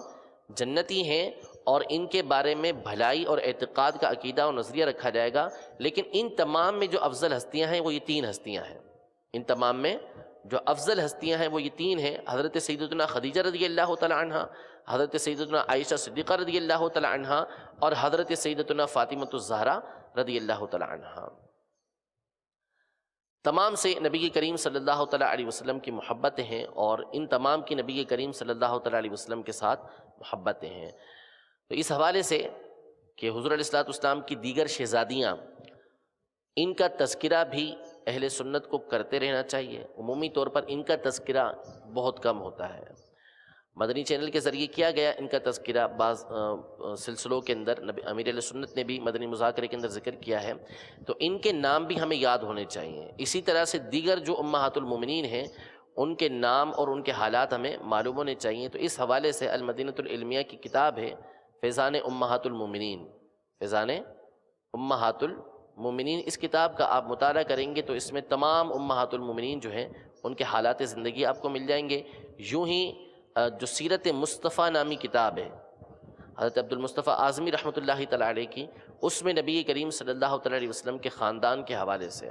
بھی آپ کو تفصیل مل جائے گی۔ حضور علیہ السلام کی ایک نواسی تھی، ہمارے یہاں عمومی طور پہ جو مشہور ہیں وہ حضور علیہ السلام کے دونوں نواسے مشہور ہیں، حسنین کریمین رضی اللہ تعالی عنہما، لیکن حضور علیہ السلام کی ایک شہزادی نواسی تھیں جو حضرت سیدتنا زینب رضی اللہ تعالی عنہا کی شہزادی تھیں، حضرت سیدنا امامہ، امامہ بھی کہتے ہیں ان کو، امیمہ بھی کہتے ہیں، دونوں طرح کے نام ان کے مروی ہیں۔ یہ حضور علیہ السلام کی بڑی لاڈلی تھیں۔ ان کا تذکرہ عام طور پر کیا نہیں جاتا، علماء نے اپنی کتابوں کے اندر، مفتی شریف القمجدی صاحب رحمۃ اللہ تعالی علیہ نے ان کے بارے میں لکھا کہ باقاعدہ بخاری شریف کی حدیث پاک ہے کہ حضور کے پاس یہ تشریف فرما ہوتی تھیں، حضور علیہ السلام نے نماز پڑھی تو ان کو حضور علیہ السلام اپنے کندھے پر بٹھا لیا کرتے تھے، حالت نماز میں کندھے پہ بیٹھے ہیں، اور جب سجدے میں جاتے تو حضور علیہ السلام ان کو نیچے رکھ دیا کرتے تھے۔ تو یہ حضور علیہ السلام کی خصوصیات میں سے ہے، اور انہی کے بارے میں سیدتنا امامہ رضی اللہ تعالی عنہا کے بارے میں، امامہ بنت زینب رضی اللہ تعالی عنہما کے حوالے سے یہاں تک لکھا ہے کہ ایک مرتبہ انتہائی قیمتی ہار بارگاہ رسالت میں حاضر کیا گیا، تو حضور علیہ السلام نے فرمایا کہ میں اس کو دوں گا کہ جو مجھے سب سے زیادہ پیاری ہے۔ تو سب کا یہ خیال ہوا کہ یہ حضرت عائشہ رضی اللہ تعالی عنہ کو دیا جائے گا۔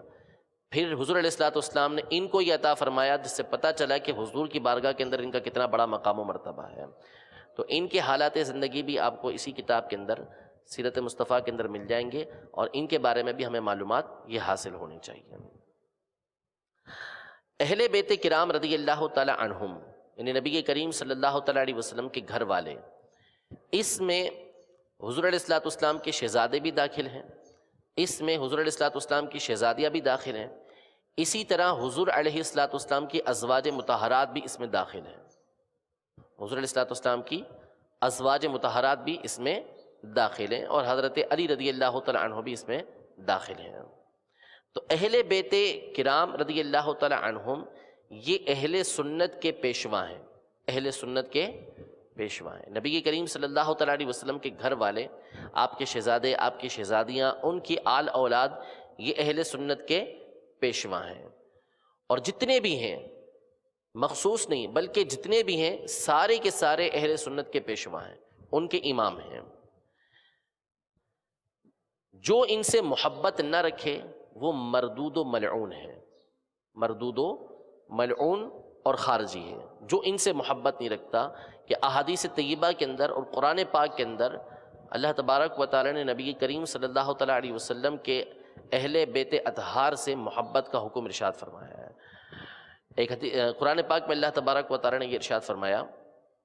کہ قُلْ لَا أَسْأَلُكُمْ عَلَيْهِ أَجْرًا إِلَّا الْمَوَدَّةَ فِي الْقُرْبَى۔ اس کی ایک تفسیر علماء نے یہ بیان کی ہے کہ اے محبوب آپ یہ ارشاد فرمائیے کہ میں تم سے اس پر، یعنی جو میں تمہیں تبلیغ دین کرتا ہوں، جو تمہیں تبلیغ دین کرتا ہوں، دین کی دعوت دیتا ہوں، اور تمہیں اللہ تبارک و تعالیٰ کی راہ کی طرف لے کر جاتا ہوں، اللہ تبارک و تعالیٰ کی رضا کی طرف لے کر جاتا ہوں، اس پر میں تمہیں تم سے کوئی اجر طلب نہیں کرتا، تم سے کوئی اجر، تم سے کوئی بدلہ میں نہیں چاہتا، لیکن اللہ تبارک و تعالیٰ نبی کریم صلی اللہ علیہ وسلم کو اس بات کا حکم دے رہا ہے کہ الا المودۃ فی القربیٰ، یہ جو میری اتنی قربانیاں ہیں اور اتنی تمہارے لیے تگ و دو ہیں، اس میں کم از کم اتنا کرو کہ میرے اہل بیت اطہار سے محبت رکھو، میرے اہل بیت سے محبت رکھو۔ اس کی اور بھی تفسیریں ہیں، اور ایک تفسیر یہ بھی ہے کہ ارشاد فرمایا کہ میں تم سے اور کوئی اجر نہیں مانگتا، لیکن یہ کہ تم میرے اہل بیت سے محبت رکھو۔ اور اس کا حکم اللہ تبارک و تعالیٰ ارشاد فرما رہا ہے کہ اے محبوب آپ ان سے فرمائیے کہ مجھے اور کوئی اجر نہیں چاہیے، صرف یہ ہے کہ تم میرے اہل بیت سے محبت رکھو۔ علماء ارشاد فرماتے ہیں کہ بندہ خیر اور کامل ایمان کو سیدوں کی محبت سے ہی پہنچ سکتا ہے، بندہ خیر اور کامل ایمان کو سیدوں کی محبت سے ہی پہنچ سکتا ہے۔ امام احمد بن حنبل اور سیدنا امام ابن حبان رضی اللہ تعالی عنہما یہ حضرت سیدنا ابن عباس رضی اللہ تعالی عنہما سے روایت کرتے ہیں کہ رسول اللہ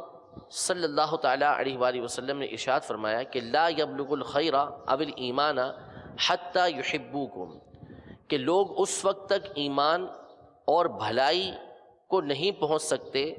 ان کو حاصل نہیں کر سکتے جب تک تم سے یعنی اہل بیت اطہار سے محبت نہ رکھیں۔ اب اسی حوالے سے یہ سماعت فرما لیجئے کہ وہی پچھلی بات کہ بعض کی محبت کی وجہ سے بعض سے بغض رکھنا یہ جائز نہیں۔ اب بعض لوگ اہل بیت اطہار کی محبت میں صحابہ کرام علیہم رضوان سے بغض رکھنا شروع کر دیتے ہیں، تو ایسا نہیں، بلکہ ان کی اور صحابہ کرام علیہم رضوان دونوں کی محبت ہمارے دین اسلام کی بنیاد ہے، دین اسلام کی بنیاد ہے۔ ان کی اور صحابہ کرام علیہم رضوان دونوں کی محبت یہ دین اسلام کی بنیاد ہے۔ سیدنا ابن نجار رضی اللہ تعالی عنہ یہ حضرت سیدنا علی رضی اللہ تعالی عنہ سے روایت کرتے ہیں کہ رسول اللہ صلی اللہ تعالی علیہ وسلم نے ارشاد فرمایا لِكُلِّ شَيْءٍ أَسَاسٌ وَأَسَاسُ الْإِسْلَامِ حُبُّ أَصْحَابِ رسول اللہ صلی اللہ تعالی علیہ وسلم وحب اہل بیتہ، یعنی ہر چیز کی کوئی نہ کوئی بنیاد ہوتی ہے، ہر چیز کی کوئی نہ کوئی بنیاد ہوتی ہے، اور اسلام کی بنیاد رسول اللہ صلی اللہ تعالی علیہ وسلم کے صحابہ اور آپ کے اہل بیت سے محبت کرنا ہے، یعنی خود نبی کریم صلی اللہ تعالی علیہ وسلم نے اس بات کو ارشاد فرمایا۔ تو ہمارا یہ عقیدہ اور نظریہ ہے کہ صحابہ کرام علیہم رضوان سے بھی محبت رکھی جائے گی اور اہل بیت اطہار سے بھی محبت رکھی جائے گی، جس کو جو مرتبہ اللہ تبارک و تعالی نے عطا فرمایا ہے اس کے مطابق ہم اس کو اس کے مرتبے میں رکھیں گے اور اس سے محبت کریں گے۔ اعلیٰ حضرت امام اہل سنت نے دو حدیثوں کے مجموعے کو اپنے ایک شعر کے اندر بیان فرمایا کہ اہل سنت کا ہے بیڑا پار اصحاب حضور، نجم ہے اور ناؤ ہے عطرت رسول اللہ کی، یعنی ایک حدیث پاک ہے، نبی کریم صلی اللہ تعالی علیہ وسلم نے ارشاد فرمایا کہ مثل اہل بیتی مثل سفینۃ نوح، میرے اہل بیت اطہار کی مثال ایسی ہے جیسا کہ حضرت سیدنا نوح علیہ السلام کے کشتی کا معاملہ ہے، من رکیبا نجا ومن خلف عنہا ہلکا، جو اس میں سوار ہو گیا اس نے نجات پائی اور جو اس سے دور رہ گیا وہ ہلاک ہو گیا۔ تو اہل بیت اطہار کی محبت جس نے پالی، اہل بیت اطہار سے جو محبت کرنے لگا، تو ایسا شخص جو ہے وہ کامیاب ہو گیا، اور جو اس سے دور رہا وہ ہلاک ہو گیا۔ اور دوسری حدیث پاک کے اندر یہ ارشاد فرمایا اصحابی کالنجوم بأیہم اقتدیتم اہتدیتم،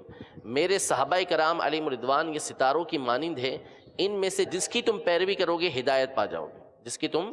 پیروی کرو گے ہدایت پا جاؤ گے۔ تو یہ دونوں حدیثیں اس بات کا تقاضا کرتی ہیں کہ دونوں سے اہل بیت اطہار سے بھی اور صحابہ کرام علیہم رضوان سے محبت کی جائے گی۔ سید یعنی نبی کریم صلی اللہ تعالی علیہ وآلہ وسلم کی جو اولاد ہے، جو حضرت حسنین کریمین رضی اللہ تعالی عنہما، یعنی امام حسن اور امام حسین رضی اللہ تعالی عنہما، ان سے جو اولاد چلی ہے ان کو سید بولتے ہیں، ان کو سید بولتے ہیں، یعنی ہمارا جو پاک و ہند کا، ہندوستان پاکستان کا جو بول چال کا عرف ہے، رواج ہے، اس میں ان کو سید بولا جاتا ہے، ورنہ جو اہل عرب ہیں وہ سادات کو یا تو اہل بیت کے افراد کہتے ہیں یا پھر ان کو شریف بولتے ہیں، ان کو شریف بولتے ہیں۔ اور ہمارے یہاں پر سید لفظ بولا جاتا ہے، سید کا لغت کے اندر معنی سردار کا ہوتا ہے، سید کا لغت کے اندر معنی سردار کا ہے۔ تو اس اعتبار سے کہ لغت کے اعتبار سے آپ دوسروں کو بھی سید کہہ سکتے ہیں، جیسے کہا جاتا ہے کہ سیدنا سیدی امیر اہل سنت یا سیدی اعلیٰ حضرت، تو وہاں پہ لغت کے اعتبار سے بات ہو رہی ہوتی ہے کہ میرے سردار،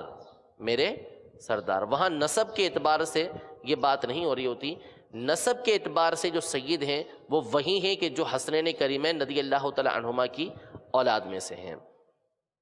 یہ یاد رکھیے کہ سادات کی جو تعظیم ہے یہ انتہائی ضروری ہے، لیکن سادات کی جو تعظیم ہے اس کی بنیاد کیا ہے؟ سادات کی تعظیم کی اصل وجہ کیا ہے؟ تو سادات کی تعظیم کی اصل وجہ یہ ہے کہ یہ جو سادات ہیں یہ نبی کریم صلی اللہ تعالیٰ علیہ وسلم کے جسم اطہر کا جز ہیں، یعنی حصہ ہیں آپ علیہ الصلوۃ والسلام کے بدن مبارک کا، یہ ٹکڑا ہیں کہ آپ علیہ الصلوۃ والسلام کی یہ اولاد ہیں، آپ علیہ الصلوۃ والسلام کا خون ان کے اندر موجود ہے، حضور علیہ الصلوۃ والسلام کے بدن اطہر کا یہ ٹکڑا ہے۔ تو سادات کرام کی اصل محبت کی جو وجہ ہے وہ یہ ہے کہ یہ نبی کریم صلی اللہ تعالیٰ علیہ وسلم کے خاندان سے تعلق رکھتے ہیں، حضور علیہ الصلوۃ والسلام کے جسم اطہر کا ٹکڑا ہیں، اس وجہ سے صحابہ کرام علیہم رضوان کی یہ تعظیم کی جاتی ہے۔ یعنی ان کی تعظیم کا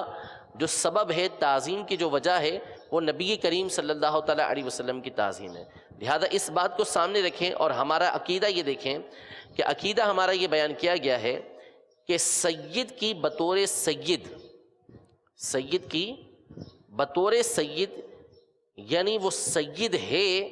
اس لیے اس کی توہین کرنا کفر ہے۔ یعنی کسی سید کی توہین اس لیے کی کہ یہ سید ہے، سید کی توہین اس لیے کی کہ یہ سید ہے، تو بطور سید کسی کی توہین کرنا یہ کفر بن جائے گا۔ اس کو یوں سمجھ لیں کہ جیسے عالم کے حوالے سے علماء نے ارشاد فرمایا کہ عالم کی اس لیے توہین کرنا ہے کہ یہ عالم ہے، اس کو اللہ نے علم کی دولت عطا کی ہے، اس کو علم دین کی دولت عطا کی ہے، تو علم دین کی وجہ سے اس کی توہین کرنا اب یہ کفر بن جائے گا، کیونکہ حقیقتاً اس کی ذات کی توہین نہیں، اس کی ذات کی توہین نہیں، بلکہ کس کی توہین کی جا رہی ہے؟ علم دین کی، کہ یہ عالم ہے اس لیے میں اس کی توہین کر رہا ہوں۔ تو ایسی توہین کہ جو علم دین کی وجہ سے ہو تو یہ کفر بن جائے گی، کیونکہ اب ذات عالم کی اپنی شخصیت کی توہین نہیں بلکہ اس کی علم دین کی توہین ہے، اور علم دین کی توہین کہیں پر بھی ہو وہ کفر بن جائے گی۔ اور اگر کوئی عالم کی توہین اس لیے نہیں کرتا کہ یہ عالم دین ہے، بلکہ اس کا اپنا کوئی ذاتی بغض و عناد ہے اس سے، وہ عالم دین ہوتا یا نہ ہوتا بہر صورت اس سے بغض و عناد ہے، کوئی بھی دنیاوی وجہ ہے یا کوئی اور وجہ ہے، اس وجہ سے اس عالم کی توہین کرتا ہے تو اس کو کفر نہیں کہا جائے گا، کیونکہ اب یہ علم دین کی وجہ سے توہین نہیں کر رہا بلکہ یہ اپنے بغض و عداوت کی وجہ سے توہین کر رہا ہے۔ البتہ ایسے فرد کے بارے میں بھی علماء نے یہ ارشاد فرمایا کہ خیف علیہ الکفر، اس کے بارے میں کفر کا خوف ہے کہ کہیں موت کے وقت اس کا ایمان نہ چھین لیا جائے، موت کے وقت اس کا ایمان چھین نہ لیا جائے۔ تو عالم کی بطور علم دین، بطور عالم دین توہین کرنا کیا قرار پایا؟ کفر قرار پایا۔ اور اگر عالم کی بطور عالم توہین نہیں کر رہا بلکہ اپنے کسی بغض اور عداوت کی وجہ سے توہین کر رہا ہے تو یہ کفر نہیں ہے۔ اسی طرح سید کا معاملہ ہے، اسی طرح سید کا معاملہ ہے کہ یہ اگر سید کی اس لیے توہین کر رہا ہے کہ یہ سید ہے تو اس کا مطلب ہے کہ یہ حضور علیہ الصلوۃ والسلام کی طرف اس کی نسبت کیوں ہوئی؟ حضور علیہ الصلوۃ والسلام کی طرف اس کی نسبت ہوئی، اس نسبت کی میں توہین کر رہا ہوں، نعوذ باللہ من ذالک۔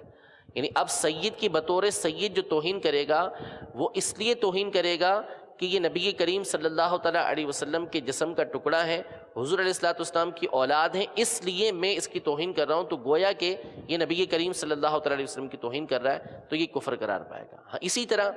اگر کوئی دنیاوی بغض و عداوت کی وجہ سے ان سے عداوت رکھتا ہے یا ان کی توہین کرتا ہے تو اس کو ہم کفر نہیں کہیں گے، لیکن اس کے بھی برے خاتمے کا یہ اندیشہ رہے گا۔ ہمارے اسلاف کا اس حوالے سے انتہائی محتاط معاملہ تھا۔ سیدی اعلیٰ حضرت امام اہل سنت خصوصاً اس حوالے سے بڑی احتیاط فرمایا کرتے تھے، اور آپ کے کثیر واقعات سادات کی محبت کے حوالے سے مشہور ہیں۔ آپ سے سوال کیا گیا کہ جو سید زادہ پڑھنے کے لیے آتا ہے، یہ قاضی کے پاس، قاضی اسلام کے پاس سید کی کوئی غلطی آتی ہے تو قاضی اسلام کیا کرے گا؟ اب اس کو سزا دینا بھی ضروری ہے کہ اگر استاد کے پاس کوئی سید موجود ہے اور وہ اس کو سزا نہیں دیتا تو پھر اس صورت میں تو سید زادہ پڑھ ہی نہیں سکے گا، سید زادہ وہ پڑھ نہیں پائے گا، تو پھر اس کے لیے کیا کیا جائے؟ سزا دینا بھی ضروری ہے، یعنی جو شریعت اجازت دیتی ہے،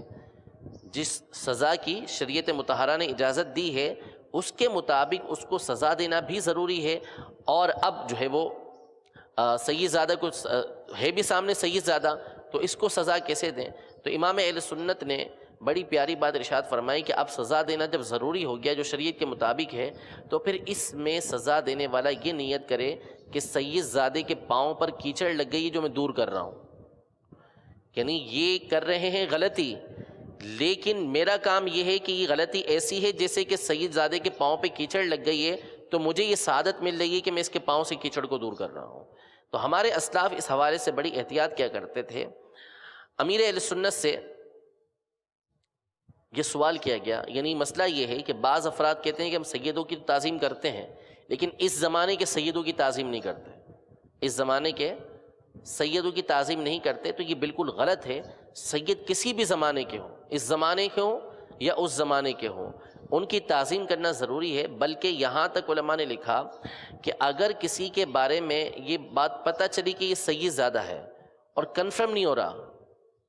ہمارے پاس کوئی دلیل نہیں ہے، ایک تو مشہور سید زادے ہوتے ہیں ان کے سلسلے چلتے ہوئے آ رہے ہوتے ہیں یہ سید ہے، ایک باہر سے بندہ آتا ہے وہ بتاتا ہے کہ میں سید ہوں، ہمارے پاس کوئی دلیل نہیں ہے اس کے سید ہونے کی، ہمیں اس کے بارے میں معلوم نہیں ہے، تو فرمایا اس کی تعظیم کرنا زیادہ بہتر ہے، اور اس کی تعظیم پر زیادہ ثواب ہے کہ اس کے بارے میں تو معلوم تھا، اس کے بارے میں فقط سن کر کے یہ سید زادہ ہے، اس کی تعظیم کرنے کا ثواب زیادہ ملے گا۔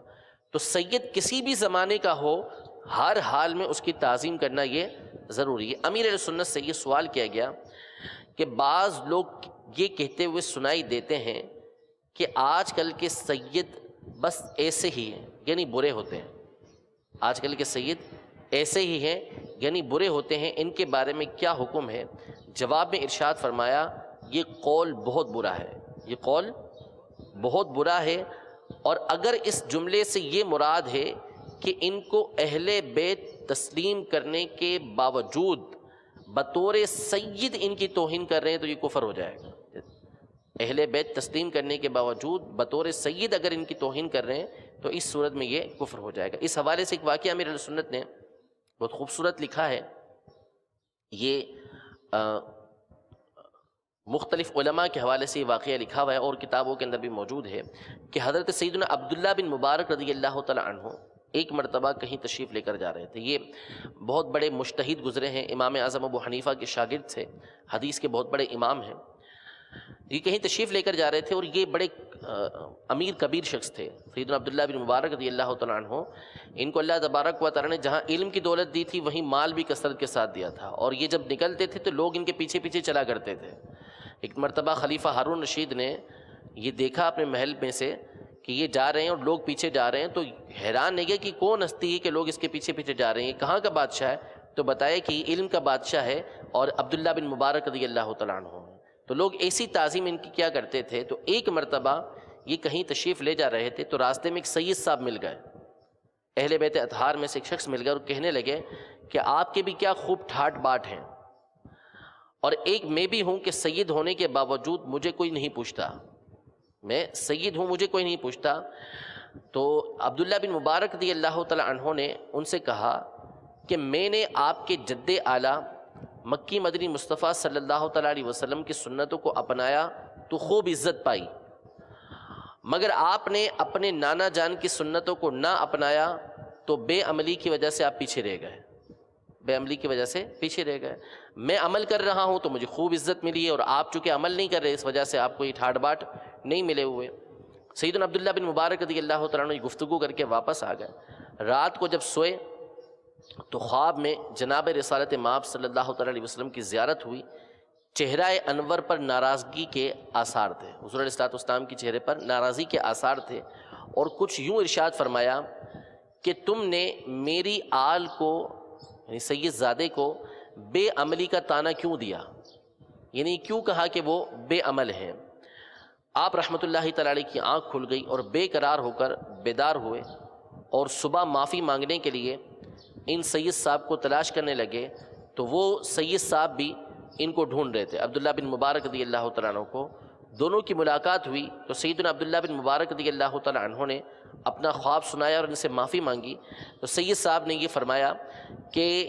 مجھے بھی رات کو میرے نانا جان صلی اللہ تعالیٰ علیہ وسلم کے خواب میں زیارت ہوئی اور آپ نے مجھ سے یہ ارشاد فرمایا کہ تمہارے اعمال اچھے ہوتے تو عبداللہ بن مبارک رضی اللہ تعالیٰ عنہ تمہاری کیوں بے ادبی کرتے۔ پھر سیدنا عبداللہ بن مبارک رضی اللہ تعالیٰ عنہ ان سے معافی مانگتے رہے اور ان سید صاحب نے اپنے گناہوں سے توبہ کی اور سنتوں پر چلنے کی انہوں نے اچھی اچھی نیتیں کی۔ اب یہ ہمیں سبق دیتا ہے کہ اگر کوئی سید زادہ بے عمل بھی ہے تو اس کو جو طریقہ کار ہے سمجھانے کا وہ عام لوگوں کی طرح طریقہ کار نہیں ہوگا، بلکہ اس کے بارے میں انتہائی احتیاط برتی جائے گی، طریقے کے ساتھ تعظیم کے ساتھ اس کو عمل کی طرف لایا جائے گا اور اس کے ساتھ اور کسی بھی مسلمان کے ساتھ طعن و تشنیع والا معاملہ نہیں کیا جائے گا۔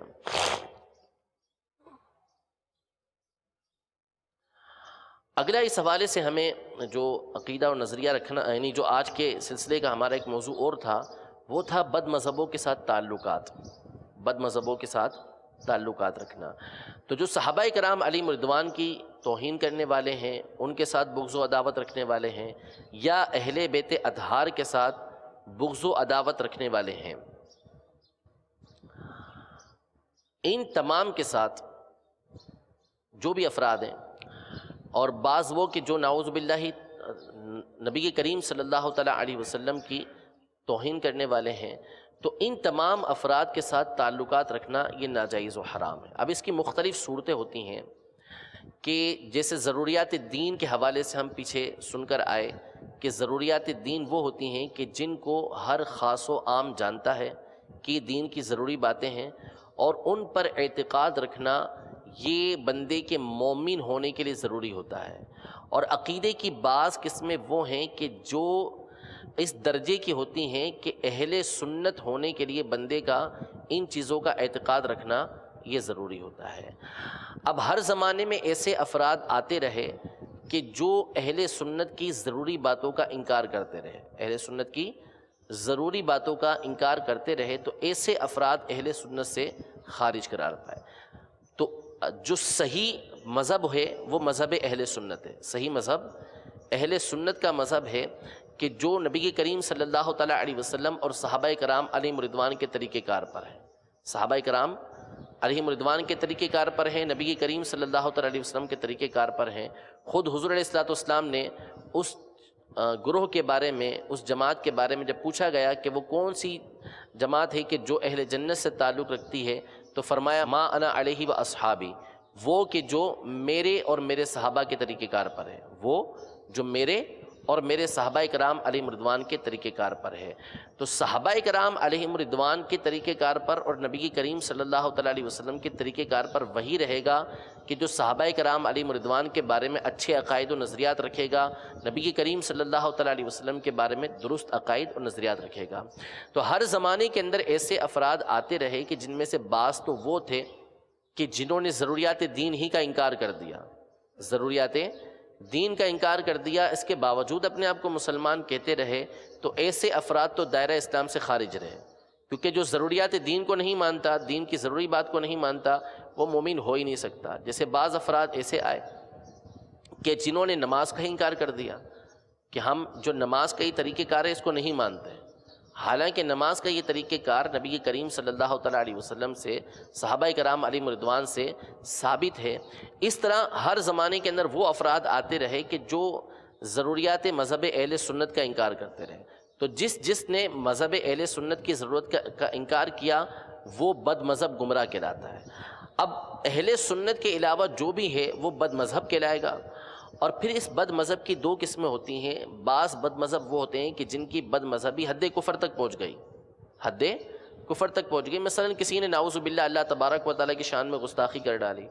کسی نے نعوذ باللہ من ذالک نبی کریم صلی اللہ تعالیٰ علیہ وسلم کی شان میں گستاخی کر ڈالی تو چونکہ اس کی بد مذہبی حد کفر تک پہنچ گئی تو وہ دائرہ اسلام سے خارج ہو گیا، وہ دائرہ اسلام سے خارج ہو گیا۔ اور بعضوں کی بد مذہبی وہ ہوتی ہے کہ جو حد کفر تک نہیں پہنچتی، حد کفر تک نہیں پہنچتی لیکن وہ گمراہی ہوتی ہے، وہ گمراہی ہوتی ہے۔ جیسے اس کی ابھی ایک مثال ہمارے سامنے گزری کہ حضرت امام حسین رضی اللہ تعالیٰ عنہ کی شہادت کا جو واقعہ ہے اسی کا انکار کر دینے کہ جی نہیں، امام حسین رضی اللہ تعالیٰ عنہ حق پر نہیں تھے۔ جیسے بعض افراد اس طرح کہے جاتے ہیں امام حسین رضی اللہ تعالیٰ عنہ کے بارے میں، یا بعض جو ہے وہ یزید کے بارے میں اچھا نظریہ رکھتے ہیں، تو یزید کو برا سمجھنا اور امام حسین رضی اللہ تعالیٰ عنہ کو امام برحق سمجھنا، یہ اہل سنت کی ضروری باتوں میں سے ایک بات ہے، اہل سنت کی ضروری باتوں میں سے ایک بات ہے۔ لہذا اگر کوئی اس کا انکار کرنے والا ہوگا تو وہ بد مذہب گمراہ ہو جائے گا، کافر نہیں ہوگا لیکن بد مذہب گمراہ قرار پائے گا۔ تو ایسے عقائد اور نظریات کے جن کا تعلق ضروریات دین سے ہے،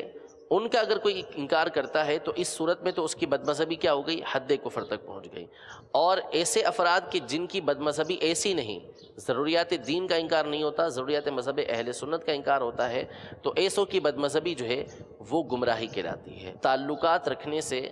اللہ تبارک و تعالیٰ اور اس کے حبیب صلی اللہ تعالیٰ علیہ وسلم نے منع فرمایا ہے۔ قرآن پاک میں اللہ تبارک و تعالیٰ نے ارشاد فرمایا وَإِمَّا يُنْسِيَنَّكَ الشَّيْطَانُ فَلَا تَقْعُدْ بَعْدَ الذِّكْرَى مَعَ الْقَوْمِ الظَّالِمِينَ، کہ اگر شیطان تجھ کو بھلا دے تو یاد آنے پر ظالموں کے ساتھ نہ بیٹھ۔ اگر شیطان تجھ کو بھلا دے تو یاد آنے پر ظالموں کے ساتھ نہ بیٹھ۔ یہاں ظالم سے مراد کون ہے، کس کو ظالم کہتے ہیں؟ تو تفسیرات احمدیہ کے اندر یہ بات لکھی ہے کہ ظالم سے مراد کافر ہے، ظالم سے مراد بد مذہب ہے، ظالم سے مراد فاسق و فاجر ہے۔ ان افراد کے ساتھ بیٹھنے سے، ان کے ساتھ معاملات کرنے سے اللہ تبارک و تعالی نے منع فرمایا ہے۔ اب بعض لوگ اپنی منطق چلاتے ہوئے، اپنی عقل چلاتے ہوئے یہ کہتے نظر آتے ہیں کہ ہم ان کی باتوں کو سننے کے لیے جاتے ہیں، یا ہم جو ہے وہ بد مذہبوں کے ساتھ اخلاقی معاملات کرنے کے لیے جا رہے ہیں، اچھا ان کے ساتھ سلوک کرنے کے لیے جا رہے ہیں۔ تو یاد رکھیے کہ نبی کریم صلی اللہ تعالیٰ علیہ وآلہ وسلم کے بارے میں قرآن مجید فرقان حمید میں اللہ تبارک و تعالیٰ نے جگہ جگہ اس بات کو ارشاد فرمایا ہے کہ آپ علیہ الصلاۃ والسلام ہماری بھلائی کے، ہماری ہدایت کے بہت زیادہ چاہنے والے ہیں، ہماری بھلائی کے، ہماری ہدایت کے بہت زیادہ چاہنے والے ہیں۔ نبی کریم صلی اللہ تعالیٰ علیہ وسلم کی جو ہدایت کی خواہش تھی، اس کے بارے میں اسی سورۃ الانعام کے اندر اللہ تبارک و تعالیٰ نے یہ ارشاد فرمایا کہ آپ لوگوں کی بھلائی کا، یعنی کفار کے بارے میں یہ تک آپ خواہش رکھتے ہیں کہ یہ ایمان لے کر آئیں، اس کے لیے آپ کے لیے یہ اختیار تھا کہ آپ اگر آسمان میں سیڑھی لگائیں اور آسمان سے کھلی نشانیاں لے کر ان کے پاس آئیں، یا زمین میں سرنگ لگائیں اور اس کے ذریعے سے آپ ان کے سامنے کھلی نشانیاں لے کر آئیں، تو آپ یہ بھی کر گزریں گے۔ آسمان میں سیڑھی لگا کے، زمین میں سرنگ لگا کے کوئی ایسی نشانی لے کر آئیں کہ جس سے یہ کفار مطمئن ہو جائیں، اگر یہ کر گزرنا پڑے تو آپ علیہ الصلوۃ والسلام یہ بھی کر گزریں گے۔ لیکن اللہ تبارک و تعالیٰ کی حکمت کی خلاف ہے، لہذا آپ صلی اللہ تعالیٰ علیہ وسلم اس طرح نہیں کرتے۔ تو نبی کریم صلی اللہ تعالیٰ علیہ وآلہ وسلم یہ ہم سے زیادہ ہمارے خیر خواہ ہیں۔ آپ علیہ الصلوۃ والسلام کی زندگی کا مقصد ہی یہ رہا کہ نبی کریم صلی اللہ تعالیٰ علیہ وسلم کفار کو کفر سے اور جو بے عمل ہیں ان کو بے عملی سے دور کریں، کفار کو ایمان میں لے کر آئیں اور بے عملوں کو عمل کی زندگی کے اندر لے کر آئیں۔ نبی کریم صلی اللہ تعالیٰ علیہ وسلم کی زندگی کا یہ معاملہ رہا۔ خود ارشاد فرماتے ہیں کہ میری اور تمہاری مثال یہ ہے، میری اور تمہاری مثال یہ ہے کہ جیسے آگ کے گر پروانہ ہوتا ہے، وہ چاہتا ہے کہ آگ کے اندر گر پڑے، آگ کے اندر گر پڑے، اسی طرح تم ہو کہ تم چاہتے ہو کہ جہنم کے اندر گرو، لیکن میں تمہیں تمہارے کمر بند سے پکڑ پکڑ کر کھینچ رہا ہوں، تمہارے کمر بند سے پکڑ پکڑ کے کھینچ رہا ہوں، یعنی تم یہ چاہتے ہو کہ تم جہنم میں جاؤ، لیکن میں تمہیں جہنم میں نہیں جانے دیتا۔ مفتی اعظم ہند رحمۃ اللہ تعالیٰ علیہ نے ہی فرمایا نا کہ میرے اعمال کا بدلہ تو جہنم ہی تھا، میں تو جاتا، میرے سرکار نے جانے نہ دیا۔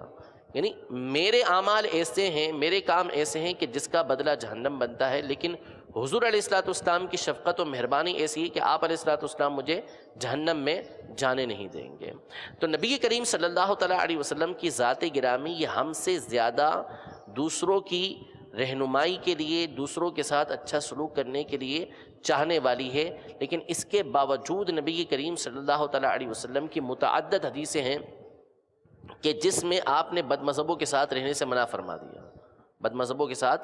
رہنے سے منع فرما دیا، کیونکہ آپ علیہ الصلوۃ والسلام اس بات کو جانتے تھے کہ اگر میرے امتی ان افراد کے ساتھ بیٹھیں گے تو کہیں ایسا نہ ہو کہ یہ لوگ ان کے رنگ کے اندر رنگ جائیں اور ان کے ساتھ وہ معاملہ ہو جائے جو ان کے ساتھ ہونے کا ہے، جو بد مذہبوں کے ساتھ ہونے کا ہے، ان کے عقائد و نظریات کہیں ان کے اندر تبدیل نہ ہو جائیں اور یہ اس طرف نہ چلے جائیں۔ تو یہ ذہن نشین رہے کہ کسی بھی بد مذہب کے ساتھ جس کا عقیدہ نظریہ درست نہیں ہے اس کے ساتھ رہنے کی شرعاً اجازت نہیں ہے۔ تو آج کا ہمارا دوسرا موضوع یہی تھا کہ بد مذہبوں کے ساتھ تعلقات رکھنا، ان کے ساتھ اٹھنا بیٹھنا، اس کی شریعت مطہرہ ہمیں اجازت نہیں دیتی۔ اللہ تبارک و تعالی ہم سب کے عقائد و نظریات کی حفاظت فرمائے، اور تمام صحابہ کرام علیہم رضوان کے ساتھ، تمام اہل بیت اطہار کے ساتھ اللہ تبارک و تعالی ہمیں اچھا عقیدہ اور اچھا نظریہ رکھنے کی توفیق عطا فرمائے۔ آج کے جو سبق کا، آج کے درس کا جو خلاصہ ہے وہ سماعت فرما لیجئے کہ تمام صحابہ کرام علیہم رضوان، نبی کریم صلی اللہ تعالیٰ علیہ وسلم کے جو بھی صحابہ ہیں وہ تمام کے تمام جنتی ہیں۔ ان میں سے کئی افراد وہ ہیں کہ جن کو نام بنام نبی کریم صلی اللہ تعالیٰ علیہ وسلم نے جنت کی بشارت دی۔ ایسے افراد کہ جن کو اس طرح جنت کی بشارت دی گئی ہے یہ قطعی جنتی ہیں، یہ قطعی جنتی ہیں۔ صحابی اس ہستی کو کہتے ہیں کہ جو حضور علیہ الصلوۃ والسلام کو ایمان کی حالت میں دیکھے یا حضور علیہ الصلوۃ والسلام کی صحبت میں حاضر ہو اور حضور علیہ الصلوۃ والسلام اس کو ملاحظہ فرمائے اور اسی ایمان پر اس کا خاتمہ ہو، درمیان میں وہ مرتد نہ ہو۔ اگر مرتد ہو گیا تو اس کی صحابیت باقی نہ رہے گی، اگرچہ کہ بعد میں ایمان لے کر آ جائے۔ نبی کریم صلی اللہ تعالیٰ علیہ وآلہ وسلم کے بعد برحق امام اور خلیفہ اول حضرت سیدنا ابو بکر صدیق رضی اللہ تعالیٰ عنہ ہیں، پھر حضرت عمر فاروق رضی اللہ تعالیٰ عنہ، پھر حضرت عثمان، پھر حضرت مولا علی رضی اللہ تعالیٰ عنہم، اور پھر اس کے بعد 6 مہینے کے لیے حضرت امام حسن رضی اللہ تعالیٰ عنہم یہ خلیفہ ہوئے۔ ان حضرات کو خلفائے راشدین اور ان کی خلافت کو خلافت راشدہ کہا جاتا ہے۔ نبی کریم صلی اللہ تعالیٰ علیہ وسلم کے صحابہ میں سب سے افضل صحابہ وہ ہیں کہ جو فتح مکہ سے پہلے ایمان لے کر آئے۔ ان صحابہ کرام علیہ رضوان میں سب سے افضل وہ ہیں کہ جو بیعت رضوان میں نبی کریم صلی اللہ علیہ وسلم کے پاس حاضر تھے اور انہوں نے بیعت کی۔ پھر ان تمام میں افضل وہ صحابہ ہیں کہ جو جنگ بدر میں حاضر ہوئے۔ پھر ان میں عشرہ مبشرہ، اور پھر ان عشرہ مبشرہ میں خلفائے راشدین سب سے افضل ہیں، اور ان خلفائے راشدین میں سب سے افضل حضرت ابو بکر صدیق رضی اللہ تعالیٰ عنہ، پھر حضرت عمر رضی اللہ تعالیٰ عنہ، پھر حضرت عثمان، اور پھر اس کے بعد حضرت علی رضی اللہ تعالیٰ عنہ ہیں۔ لہذا جو شخص حضرت علی رضی اللہ تعالیٰ عنہ یا کسی اور صحابی کو شیخین کریمین یعنی سیدنا صدیق اکبر رضی اللہ تعالیٰ عنہ اور سیدنا عمر فاروق رضی اللہ تعالیٰ عنہ سے افضل بتائے وہ گمراہ اور بد مذہب ہے۔ عقیدہ ایک رہ گیا، وہ بھی سماعت فرما لیجئے کہ کوئی ولی کتنے ہی بڑے مرتبے کا ہو کسی صحابی کے رتبے کو نہیں پہنچتا، کسی ادنا سے ادنا، اور تمام صحابہ یہ اعلیٰ ہی اعلیٰ ہیں، ان میں ادنا کوئی نہیں۔ ادنا سے مراد کہ جن کا صحابہ میں سب سے کم مرتبہ ہے، کہ کوئی ولی کتنا ہی بڑے مرتبے کا ہو، کتنا ہی بڑا اس کا مرتبہ ہو جائے، چاہے بڑے سے بڑا تابعی ہو، وہ بھی کسی صحابی کے مرتبے کو نہیں پہنچ سکتا۔ ٹھیک ہے، جیسے تابعین میں جو ہستیاں ہیں ان میں حدیث پاک کے مطابق سب سے افضل ہستی تابعین کے اندر یہ سیدنا اویس قرنی رضی اللہ تعالیٰ عنہ کی ہے۔ مسلم شریف کی حدیث مبارک ہے کہ خیر التابعین اویس، یعنی تابعین میں سب سے افضل یہ اویس قرنی ہے۔ تو صحابہ کے بعد جو افضل ہستیاں ہیں وہ نیک تابعین ہیں، صحابہ کے بعد افضل ہستیاں نیک تابعین ہیں، ان میں سیدنا اویس قرنی رضی اللہ تعالیٰ عنہ، اور ایک قول کے مطابق حضرت سیدنا سعید بن مسیب رضی اللہ تعالیٰ عنہ، یہ سب سے افضل ہیں۔ لیکن یہ بھی کسی صحابی کے مرتبے کو نہیں پہنچ سکتے۔ اگر کوئی کسی ولی کے بارے میں یہ اعتقاد رکھے کہ وہ کسی صحابی سے افضل ہے، اگرچہ کہ سیدنا غوث اعظم رضی اللہ تعالیٰ عنہ، اگرچہ کہ حضرت سیدنا اویس قرنی رضی اللہ تعالیٰ عنہ کے بارے میں اگر یہ اعتقاد رکھتا ہے کہ کسی صحابی سے افضل ہے، تو ایسا شخص یہ گمراہ ہے۔ تمام صحابہ کرام علیہم رضوان کے بارے میں یہ عقیدہ رکھا جائے گا کہ یہ جنتی ہیں، اور صحابہ کرام علیہم رضوان معصوم نہیں، محفوظ ہیں، کہ اگر ان سے کوئی غلطی ہوتی ہے تو اس پر قائم نہیں رہتے بلکہ توبہ کر لیتے ہیں۔ صحابہ کرام علیہم رضوان کے آپس کے جو معاملات ہیں اس میں خاموشی کو اختیار کرنا یہ اہل سنت کا موقف ہے۔ حضرت سیدتنا ام المومنین خدیجۃ الکبری اور ام المومنین عائشہ صدیقہ رضی اللہ تعالی عنہا، حضرت سیدتنا فاطمہ زہرا رضی اللہ تعالی عنہا، یہ تمام کی تمام قطعی جنتی ہیں، اور دیگر ازواج مطہرات اور نبی کی کریم صلی اللہ تعالی علیہ وسلم کی دیگر شہزادیوں پر ان کو فضیلت حاصل ہے۔ اہل بیت کرام رضی اللہ تعالی عنہم یہ اہل سنت کے پیشوا اور امام ہیں، جو ان سے محبت نہ رکھے وہ ہمارے نزدیک مردود اور ملعون ہے۔ بندہ خیر کامل اور ایمان کی کاملیت کو اسی وقت پہنچ سکتا ہے جب وہ سیدوں سے محبت کرے۔ سید کی بطور سید، یعنی اس وجہ سے کہ وہ سید ہے اس لیے توہین کرنا کفر ہے۔ کسی بھی زمانے کے سید کی توہین کی اجازت نہیں ہے۔ سادات کرام کی تعظیم کی اصل وجہ یہ ہے کہ یہ حضرات سادات کرام رضی اللہ تعالی عنہم نبی کریم صلی اللہ تعالی علیہ وآلہ وسلم کے جسم اطہر کا جز یعنی بدن منور کا ٹکڑا ہیں، اس لیے ان کی تعظیم کرنا یہ ضروری ہے۔ اللہ تبارک و تعالی ہم تمام کے اس حوالے سے عقائد و نظریات کی حفاظت فرمائے، آمین بجاہ النبی الامین صلی اللہ تعالی علیہ وآلہ وسلم۔ صلو علی الحبیب صلی اللہ تعالی علی محمد۔ الحمد للہ رب العالمین والصلاة والسلام علی سید المرسلین، اما بعد فاعوذ باللہ من الشیطان الرجیم، بسم اللہ الرحمن الرحیم، الصلاة والسلام علیک یا رسول اللہ وعلی آلک واصحابک یا حبیب اللہ، الصلاة والسلام علیک یا نبی اللہ وعلی آلک واصحابک یا نور اللہ، نویت سنت الاعتکاف۔ الحمدللہ عز وجل۔ میرے پیارے پیارے میٹھے میٹھے اسلامی بھائیوں اور مدنی چینل کے ناظرین، ایک بار پھر ہم اپنے فرض علوم میں مدنی قاعدہ پڑھنے سیکھنے کے لیے حاضر ہیں۔ قبل اس کے کہ ہم اپنے سبق کا آغاز کریں، حسب معمول سبق کے آغاز کی دعا پڑھ لیجئے۔ صلو علی الحبیب صلی اللہ تعالی علی محمد۔ اللہم افتح علینا حکمتک وانشر علینا رحمتک یا ذا الجلال والاکرام۔ صلو علی الحبیب صلی اللہ تعالی علی محمد صلی اللہ تعالی علیہ وسلم۔ الحمدللہ عز وجل، مدنی قاعدے کی سبق نمبر 19 پر ہمارا سبق جاری تھا، اور 4 لائنیں ہم پڑھ چکے تھے۔ مزید اس کو آگے بڑھاتے ہوئے مکمل کرنے کی کوشش کرتے ہیں۔ اعوذ باللہ من الشیطان الرجیم،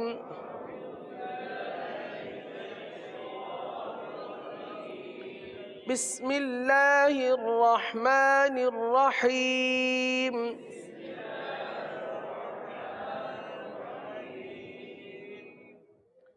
ان ثمود،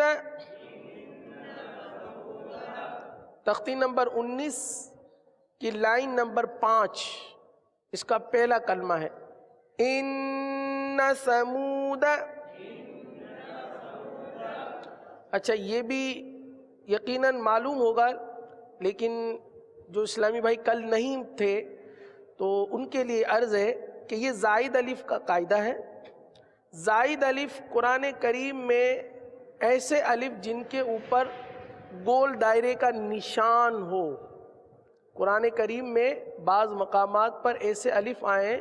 کہ جن پر گول دائرے کا نشان ہوتا ہے تو اس الف کو نہیں پڑھا جاتا. اور اسی زائد الف کو سمجھنے کے لیے، سیکھنے کے لیے کہ وہ زائد الف آ جائے تو اب وہ کلمہ کس طرح ادا ہوگا، اس کو سیکھنے کے لیے ہم اس سبق کو پڑھ رہے ہیں. سبق نمبر 19 زائد الف کے قواعد کو سمجھنے اور اس کی ادائیگی کے لیے یہ تختی موجود ہے اور اس تختی کو ہم پڑھ رہے ہیں. پڑھیں ان ثمود، آگے لتتلوا، لتتلوا. آپ دیکھ سکتے ہیں میرے پیارے میٹھے اسلامی بھائیوں کہ لتتلوا واو کے ساتھ الف بھی ہے، لیکن الف پر چونکہ گول دائرے کا نشان ہے اس لیے اس الف کو نہیں پڑھیں گے. لتتلوا کے بجائے، یعنی لتتلوا پڑھنا چاہیے لیکن گول دائرہ آ گیا، اب ہم الف کو نہیں پڑھیں گے تو اب پڑھیں گے لتتلوا، لتتلوا. لن ندعو، لن ندعو. آگے ہے لیربو فی، لیربو فی. را کی ادائیگی میں جو ہے عموماً یہ خامی رہتی ہے کہ را پر ادا نہیں ہوتا، تو را کو پر ادا کرنے کی کوشش کریں. جب بھی را کی ادائیگی کریں را کو پر پڑھیں. ہاں یہ الگ بات ہے کہ را کے نیچے زیر آ جائے. یہ جن صورتوں میں را کو باریک پڑھا جاتا ہے، پڑھنا چاہیے، ان صورتوں میں را کو تو باریک پڑھیں، لیکن جن صورتوں میں را کو پر پڑھا جاتا ہے ان صورتوں میں را کو پر پڑھنا چاہیے. جیسے یہاں پر را پر یہ را ساکن ہے اور را ساکن سے پہلے زبر آ گیا تو را کو پر پڑھیں گے، تو اس را کو پر پڑھ لیجئے. لیربو فی، آگے ہے لیبلو، لیبلو ونبلو سلاسل، سلاسل قواریر، قواریر.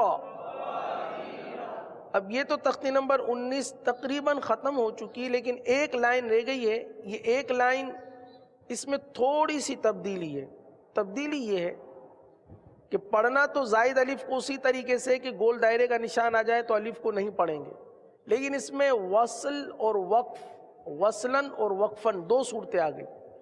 یعنی وصل میں، یعنی جب ملا کر پڑھا جاتا ہے،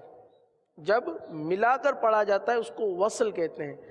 وصل میں زائد الف کو نہ پڑھیں، جیسے ابھی ہم نے پڑھا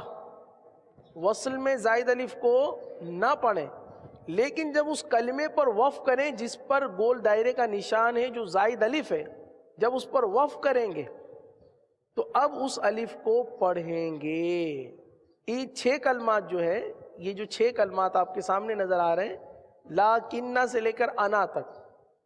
یہ تمام کے تمام وہ کلمات ہیں کہ اگر ان کو وصل میں پڑھیں گے یعنی ملا کر پڑھیں گے تو الف کو نہیں پڑھیں گے، یہ زائد الف ہے. لیکن جب اس پر وقف کریں گے تو اب اس الف کو پڑھیں گے. کس طرح؟ اس طرح. پہلے آپ نام لیں گے، میرے ساتھ پڑھ لیجئے. وصل، لیکن، وقف، لیکن. صحیح ہے؟ یعنی وصل میں الف کو نہیں پڑھیں گے، وقف میں الف کو پڑھیں گے. دوبارہ وصل، لیکن، وقف، لیکن. آگے وصل، الظنون، وقف، الظنون. دیکھیں ظنون کی آواز آ رہی ہے تو ادائیگی درست کر لیجئے. دوبارہ پڑھ لیتے ہیں. وصل، الظنون، وقف الظنون آگے ہے وصل الرسول صحیح ہے وصل میں زائد الف کو نہیں پڑھیں گے وصل الرسول وقف الرسول آگے وصل السبیل وقف السبیل آگے وصل قواریر وقف قواریر آگے ہے انا اب انا کو کس طرح پڑھیں گے اچھا یہ ہر جگہ پر ہوگا صحیح ہے نا ہر جگہ انا جب بھی آ جائے الف حمزہ والی الف نہیں صحیح نا الف صحیح نا الف اور ساتھ میں نون الف زبر نا یہ پورے قرآن میں جہاں جہاں جہاں آ جائیں جب آپ وصل میں پڑھیں گے تو ان کو انا پڑھیں گے جیسے سورۃ الکافرون میں آپ پڑھتے ہیں وَلَا أَنَا عَابِدٌ مَا عَبَدْتُمْ تو یہ انا پورے قرآن میں جہاں جہاں جہاں بھی آئیں گے ہم ان کو انا پڑھیں گے لیکن جب اس انا پر وقف کرنا ہوگا جب اس انا پر وقف کرنا ہوگا ہماری سانس ٹوٹ رہی ہے یا ہم مطلب ہے کہ ہم مزید نہیں پڑھ پا رہے اور یہاں پر وقف کرنا ضروری ہو گیا ہے اب یہاں وقف کر ہمارا ہو جائے گا تو ایسی صورت میں بھی اس انا کو کھینچ کر پڑھیں گے وقف میں اور اگر ملا کر پڑھتے ہیں تو بغیر کھینچے پڑھیں گے صحیح اس کو بھی پڑھ لیجئے وصل انا وقف انا وصل انا وقف انا الحمدللہ تختی نمبر 19 کا اختتام ہوا اور سبق نمبر 20 اس کی آج پہلی لائن پہلی سطر پڑھ لیتے ہیں اس کا قاعدہ بھی سمجھ لیتے ہیں سبق نمبر 20 اس کے اندر متفرق قواعد ہیں کوئی ایک تختی کوئی ایک قاعدہ مخصوص نہیں ہے اب جیسے سبق نمبر 19 میں تو زائد الف کا ایک قاعدہ تھا اور پوری تختی میں زائد الف کے متعلق جو ہے وہ قواعد موجود تھے کلمات موجود تھے لیکن تختی نمبر 20 میں آپ کو متفرق یعنی بہت سارے قواعد ملیں گے یعنی یہاں پر اظہار مطلق بھی موجود ہے سکتہ بھی موجود ہے اسی طرح بعض قرآن مجید میں سے حروف کہ صاد لکھا جاتا ہے لیکن اس پر سین بھی لکھا ہوا ہوتا ہے تو اس کو پڑھنے کی کیا تفصیل ہے اسی طرح مزید آگے بھی کچھ قواعد تسہیل اور امالہ وغیرہ تو یہ متفرق قواعد پر مبنی تختی ہے تو اس کی پہلی لائن ہے وہ اظہار مطلق سے متعلق اظہار مطلق کیا ہے آئیے اس کو سمجھنے کی کوشش کرتے ہیں اظہار مطلق ان 4 کلمات میں نون ساکن کے بعد حروف یرملون ایک کلمے میں آنے کی وجہ سے ادغام نہیں بلکہ اظہار مطلق ہوگا اس لیے ان 4 کلمات میں غنہ نہ کریں تو یہاں پر یہ جو 4 کلمات دیے گئے میرے پیارے اور میٹھے اسلامی بھائیوں ان میں ادغام نہیں ہوگا حالانکہ ادغام کی صورت بنتی ہے شاید آپ کو یاد ہو کہ ادغام کا قاعدہ کیا تھا میں آپ کو بتا دیتا ہوں ادغام کا قاعدہ آپ نے یوں یاد کیا تھا یا یوں پڑھا تھا کہ نون ساکن اور تنوین کے بعد حروف یرملون میں سے کوئی حرف آ جائے تو وہاں پر ادغام ہوگا صحیح ہے نا را اور لام میں بغیر غنہ کے باقی 4 میں غنہ کے ساتھ حروف یرملون یہ ہے یا را میم لام واو نون یہ قاعدہ آپ نے الحمدللہ تختی نمبر 14 میں پڑھا تھا تو اب یہاں پر آپ دیکھیے دنیا پہلا کلمہ صحیح ہے آپ دیکھیے دنیا نون ساکن ہے نون ساکن کے بعد یا آ گیا حروف یرملون موجود ادغام کا قاعدہ نظر آتا ہے لیکن چونکہ ایک ہی کلمے میں دنیا پورا ایک کلمے میں اور وہاں پر تختی نمبر 14 میں آپ نے پڑھا تھا من یقول من مثلہ صحیح نا میم نون زیر من لکھا ہوا تھا پھر یقول لکھا ہوا تھا تو 2 کلمات کے درمیان ادغام ہو رہا تھا یہاں ایک ہی کلمے میں نون ساکن کے بعد یا موجود ہے تو یہاں پر ادغام نہیں ہوگا بلکہ اظہار مطلق ہوگا۔ اظہار مطلق کا کیا مطلب ہے؟ اس کا لفظی معنی تو یہی بنتا ہے کہ صرف اور صرف اظہار ہی ہوگا۔ اظہار مطلق کا مطلب صرف اور صرف اظہار ہی ہوگا، صحیح نا، ادغام نہیں ہو سکتا۔ تو آئیے اس کو بھی پڑھ لیتے ہیں۔ بسم اللہ الرحمن الرحیم۔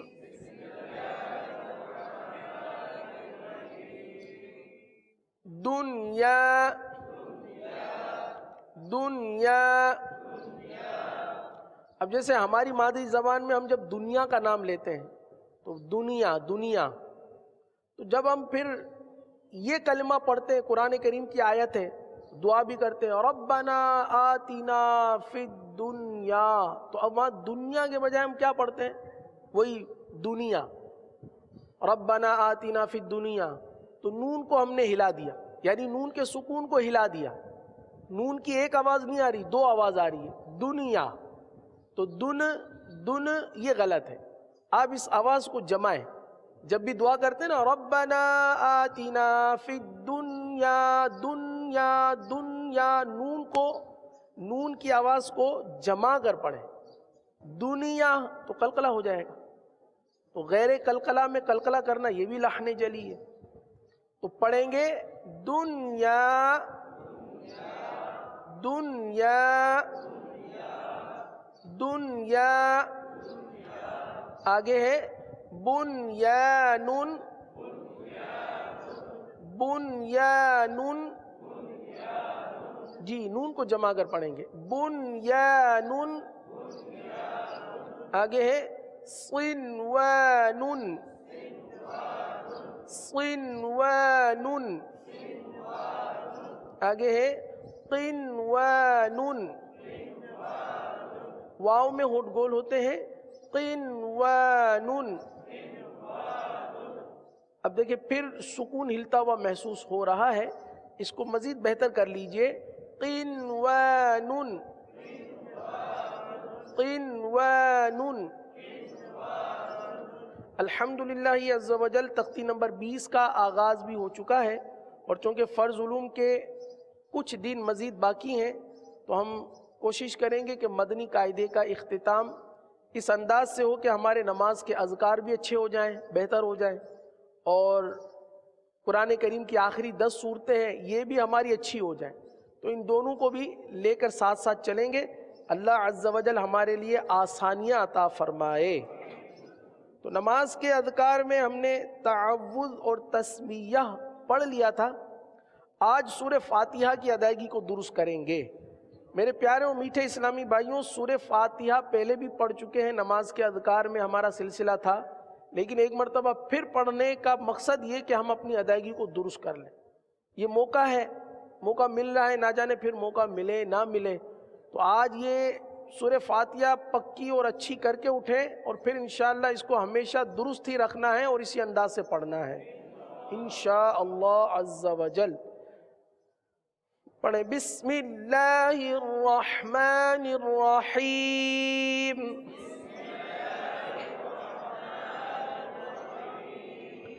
الحمد للہ رب العالمین،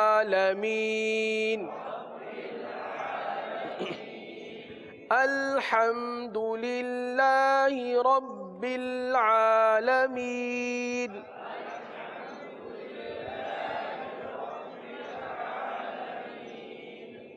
عالمین۔ ذہ نصیب کہ جب ہم نماز میں سورہ فاتحہ کی تلاوت کریں تو اطمینان کے ساتھ، خشوع و خضوع کے ساتھ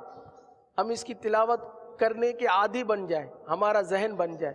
اب جیسے اب جلدی پڑھتے ہیں نا الحمدللہ رب العالمین الرحمن الرحیم، جیسے ہماری گفتگو ہوتی ہے جلد بازی والی، یا مطلب جو بھی ہے، مطلب ہماری جیسی عادت ہوتی ہے، تو ہم اسی طرح قرآن کریم کو بھی پڑھ دیتے ہیں۔ تو میرے پیارے و میٹھے اسلامی بھائیوں، نماز میں یا غیر نماز میں جب بھی قرآن کریم کی تلاوت کریں تو خشوع و خضوع کے دامن کو ہاتھ سے نہ جانے دیں۔ انشاءاللہ سرور بھی ملے گا، قرآن کریم پڑھنے میں مزہ آئے گا۔ الحمد للہ رب العالمین.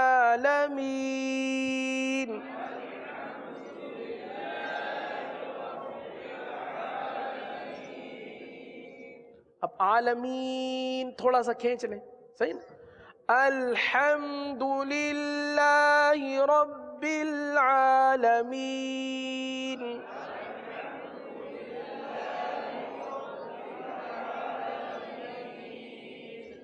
الحم کی ہا جو ہے ہا, اس کو تھوڑا سا اور بھی واضح کر دیں.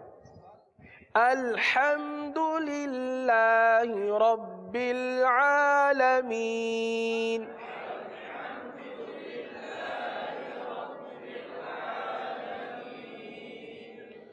الرحمن الرحیم.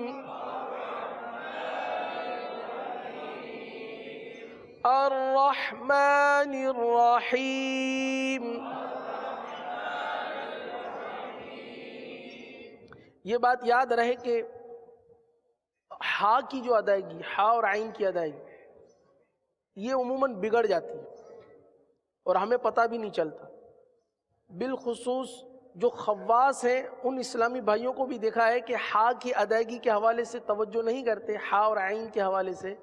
اور یہ ادائیگی بگڑ جاتی ہے. ہا اور عین ہماری مادری زبان میں استعمال نہیں ہوتا. ہماری مادری زبان میں ہا جو ہے ہا میں استعمال ہوتا ہے, عین حمزہ میں استعمال ہوتا ہے.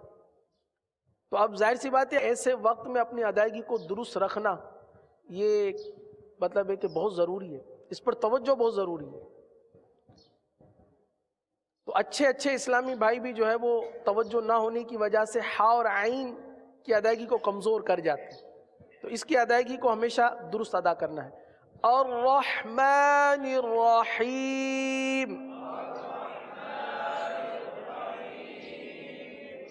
رحیم. مالک یوم الدین. مالک یوم الدین. اب دیکھیں یہاں پر بہت ساری غلطیاں ہو جاتی ہیں. اب کس قسم کی غلطیاں ہوتی ہیں اس میں سے کچھ میں عرض کرتا ہوں. مالکی یوم الدین, مالکی یوم الدین, یا مالک یوم الدین, یا مالک یوم الدین, اس قسم کی ادائیگیاں مطلب نکل رہی ہوتی ہیں اور ہمیں پتہ بھی نہیں چلتا. تو اب ہم اپنی ادائیگی کو درست کریں اور اسی درست ادائیگی کے ساتھ قرآن کریم کی تلاوت کریں اور سورہ فاتحہ پڑھیں. مالک یو مالک یو,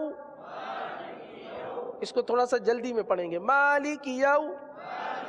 مالک یو مالک یو مالک یو. اب ملائیں گے. مالک یوم الدین.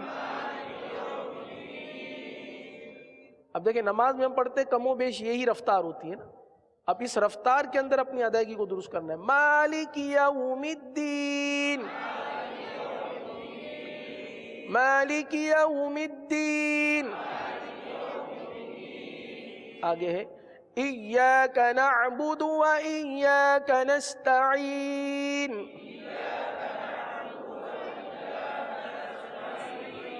ایاک نعبد و ایاک نستعین.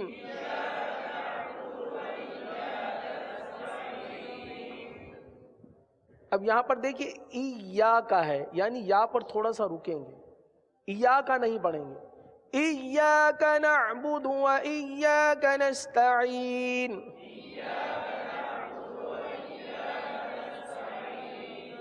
اب اس میں بھی تھوڑا سا جب رفتار میں پڑھتے ہیں تو ہماری ادائیگی کیا ہوتی ہے اس کو ذرا سوچنا ہے. آیا ایا کا نکل رہا ہے یا ایا کا نکل رہا ہے؟ ایاک نعبد و ایاک نستعین. یہ تھوڑی رفتار میں اس لیے پڑھ رہے ہیں کیونکہ نماز میں عموماً ہمارا یہی انداز ہوتا ہے نا. تو اب اس انداز میں ہماری سورہ فاتحہ کیسی ہے یہ چیک بھی ہو جائے گی. ایاک نعبد و ایاک نستعین.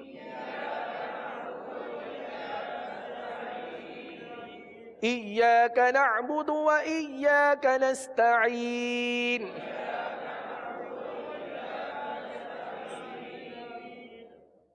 اهدنا الصراط المستقیم.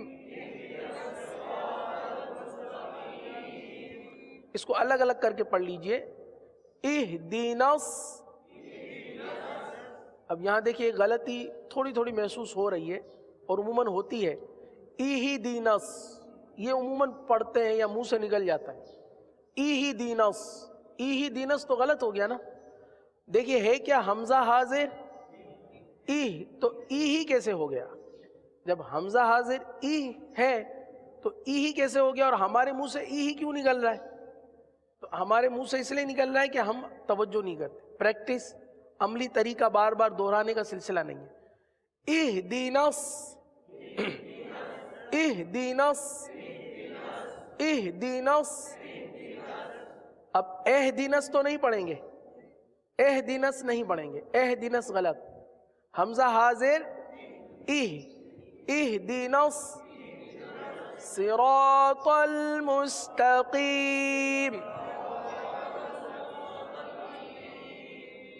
صراط المستقیم. اہدنا الصراط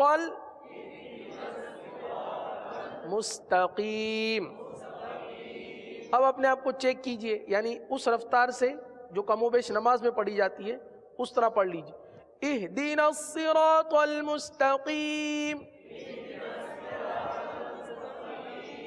اب دیکھیں تھوڑی سی گڑبڑ محسوس ہو رہی ہے کہ جب ہم آہستہ پڑھتے ہیں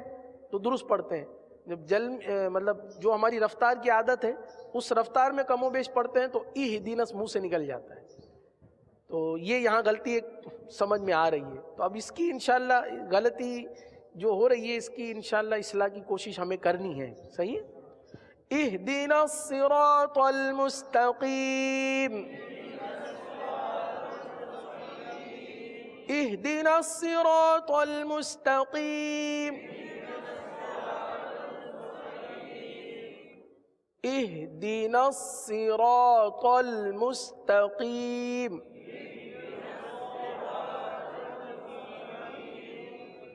اہدنا الصراط المستقیم. اب یہ جو مشق کا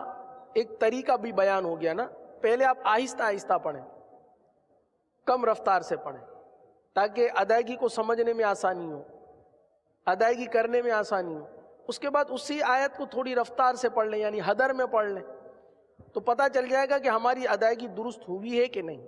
احتیاط کر لیں، احتیاط سے ادائیگی کریں. اور پھر عام روٹین میں جس طرح آپ قرآن پاک پڑھتے ہیں اس روٹین میں پڑھ کے دیکھ لیے، ٹیسٹ کر لیجئے کہ آیت درست ہوئی کہ نہیں. آگے پڑھتے ہیں. صراط الذین انعمت علیہم. صراط الذین انعمت علیہم.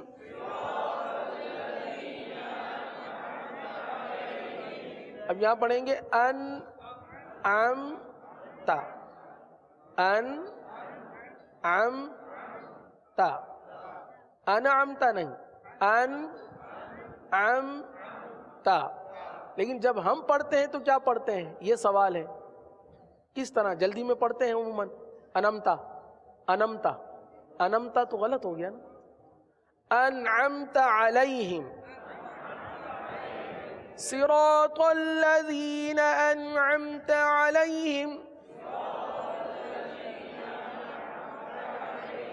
صراط الذین انعمت علیہم غیر المغضوب علیہم ولا الضالین.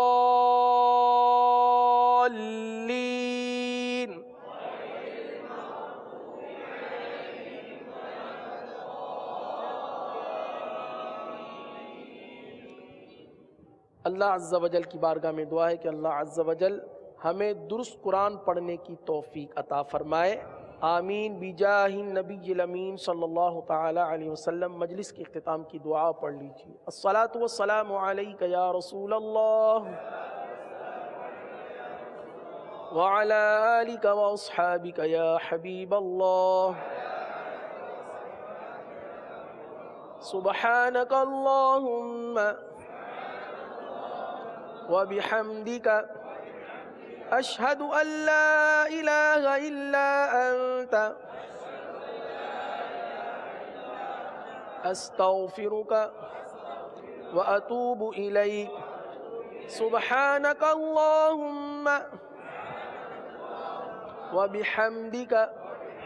اشہد ان لا الہ الا انت استغفرک واتوب الیک۔ سبحانک اللہم وبحمدک اشہد ان لا الہ الا انت استغفرک واتوب الیک۔ الصلاۃ والسلام علیک یا نبی اللہ وعلی آلک واصحابک یا نور اللہ۔ گزارے کیسے زندگی، آؤ علماء سے پوچھ لیں، آئے جو مشکل پیش کوئی، آؤ علماء سے پوچھ لیں۔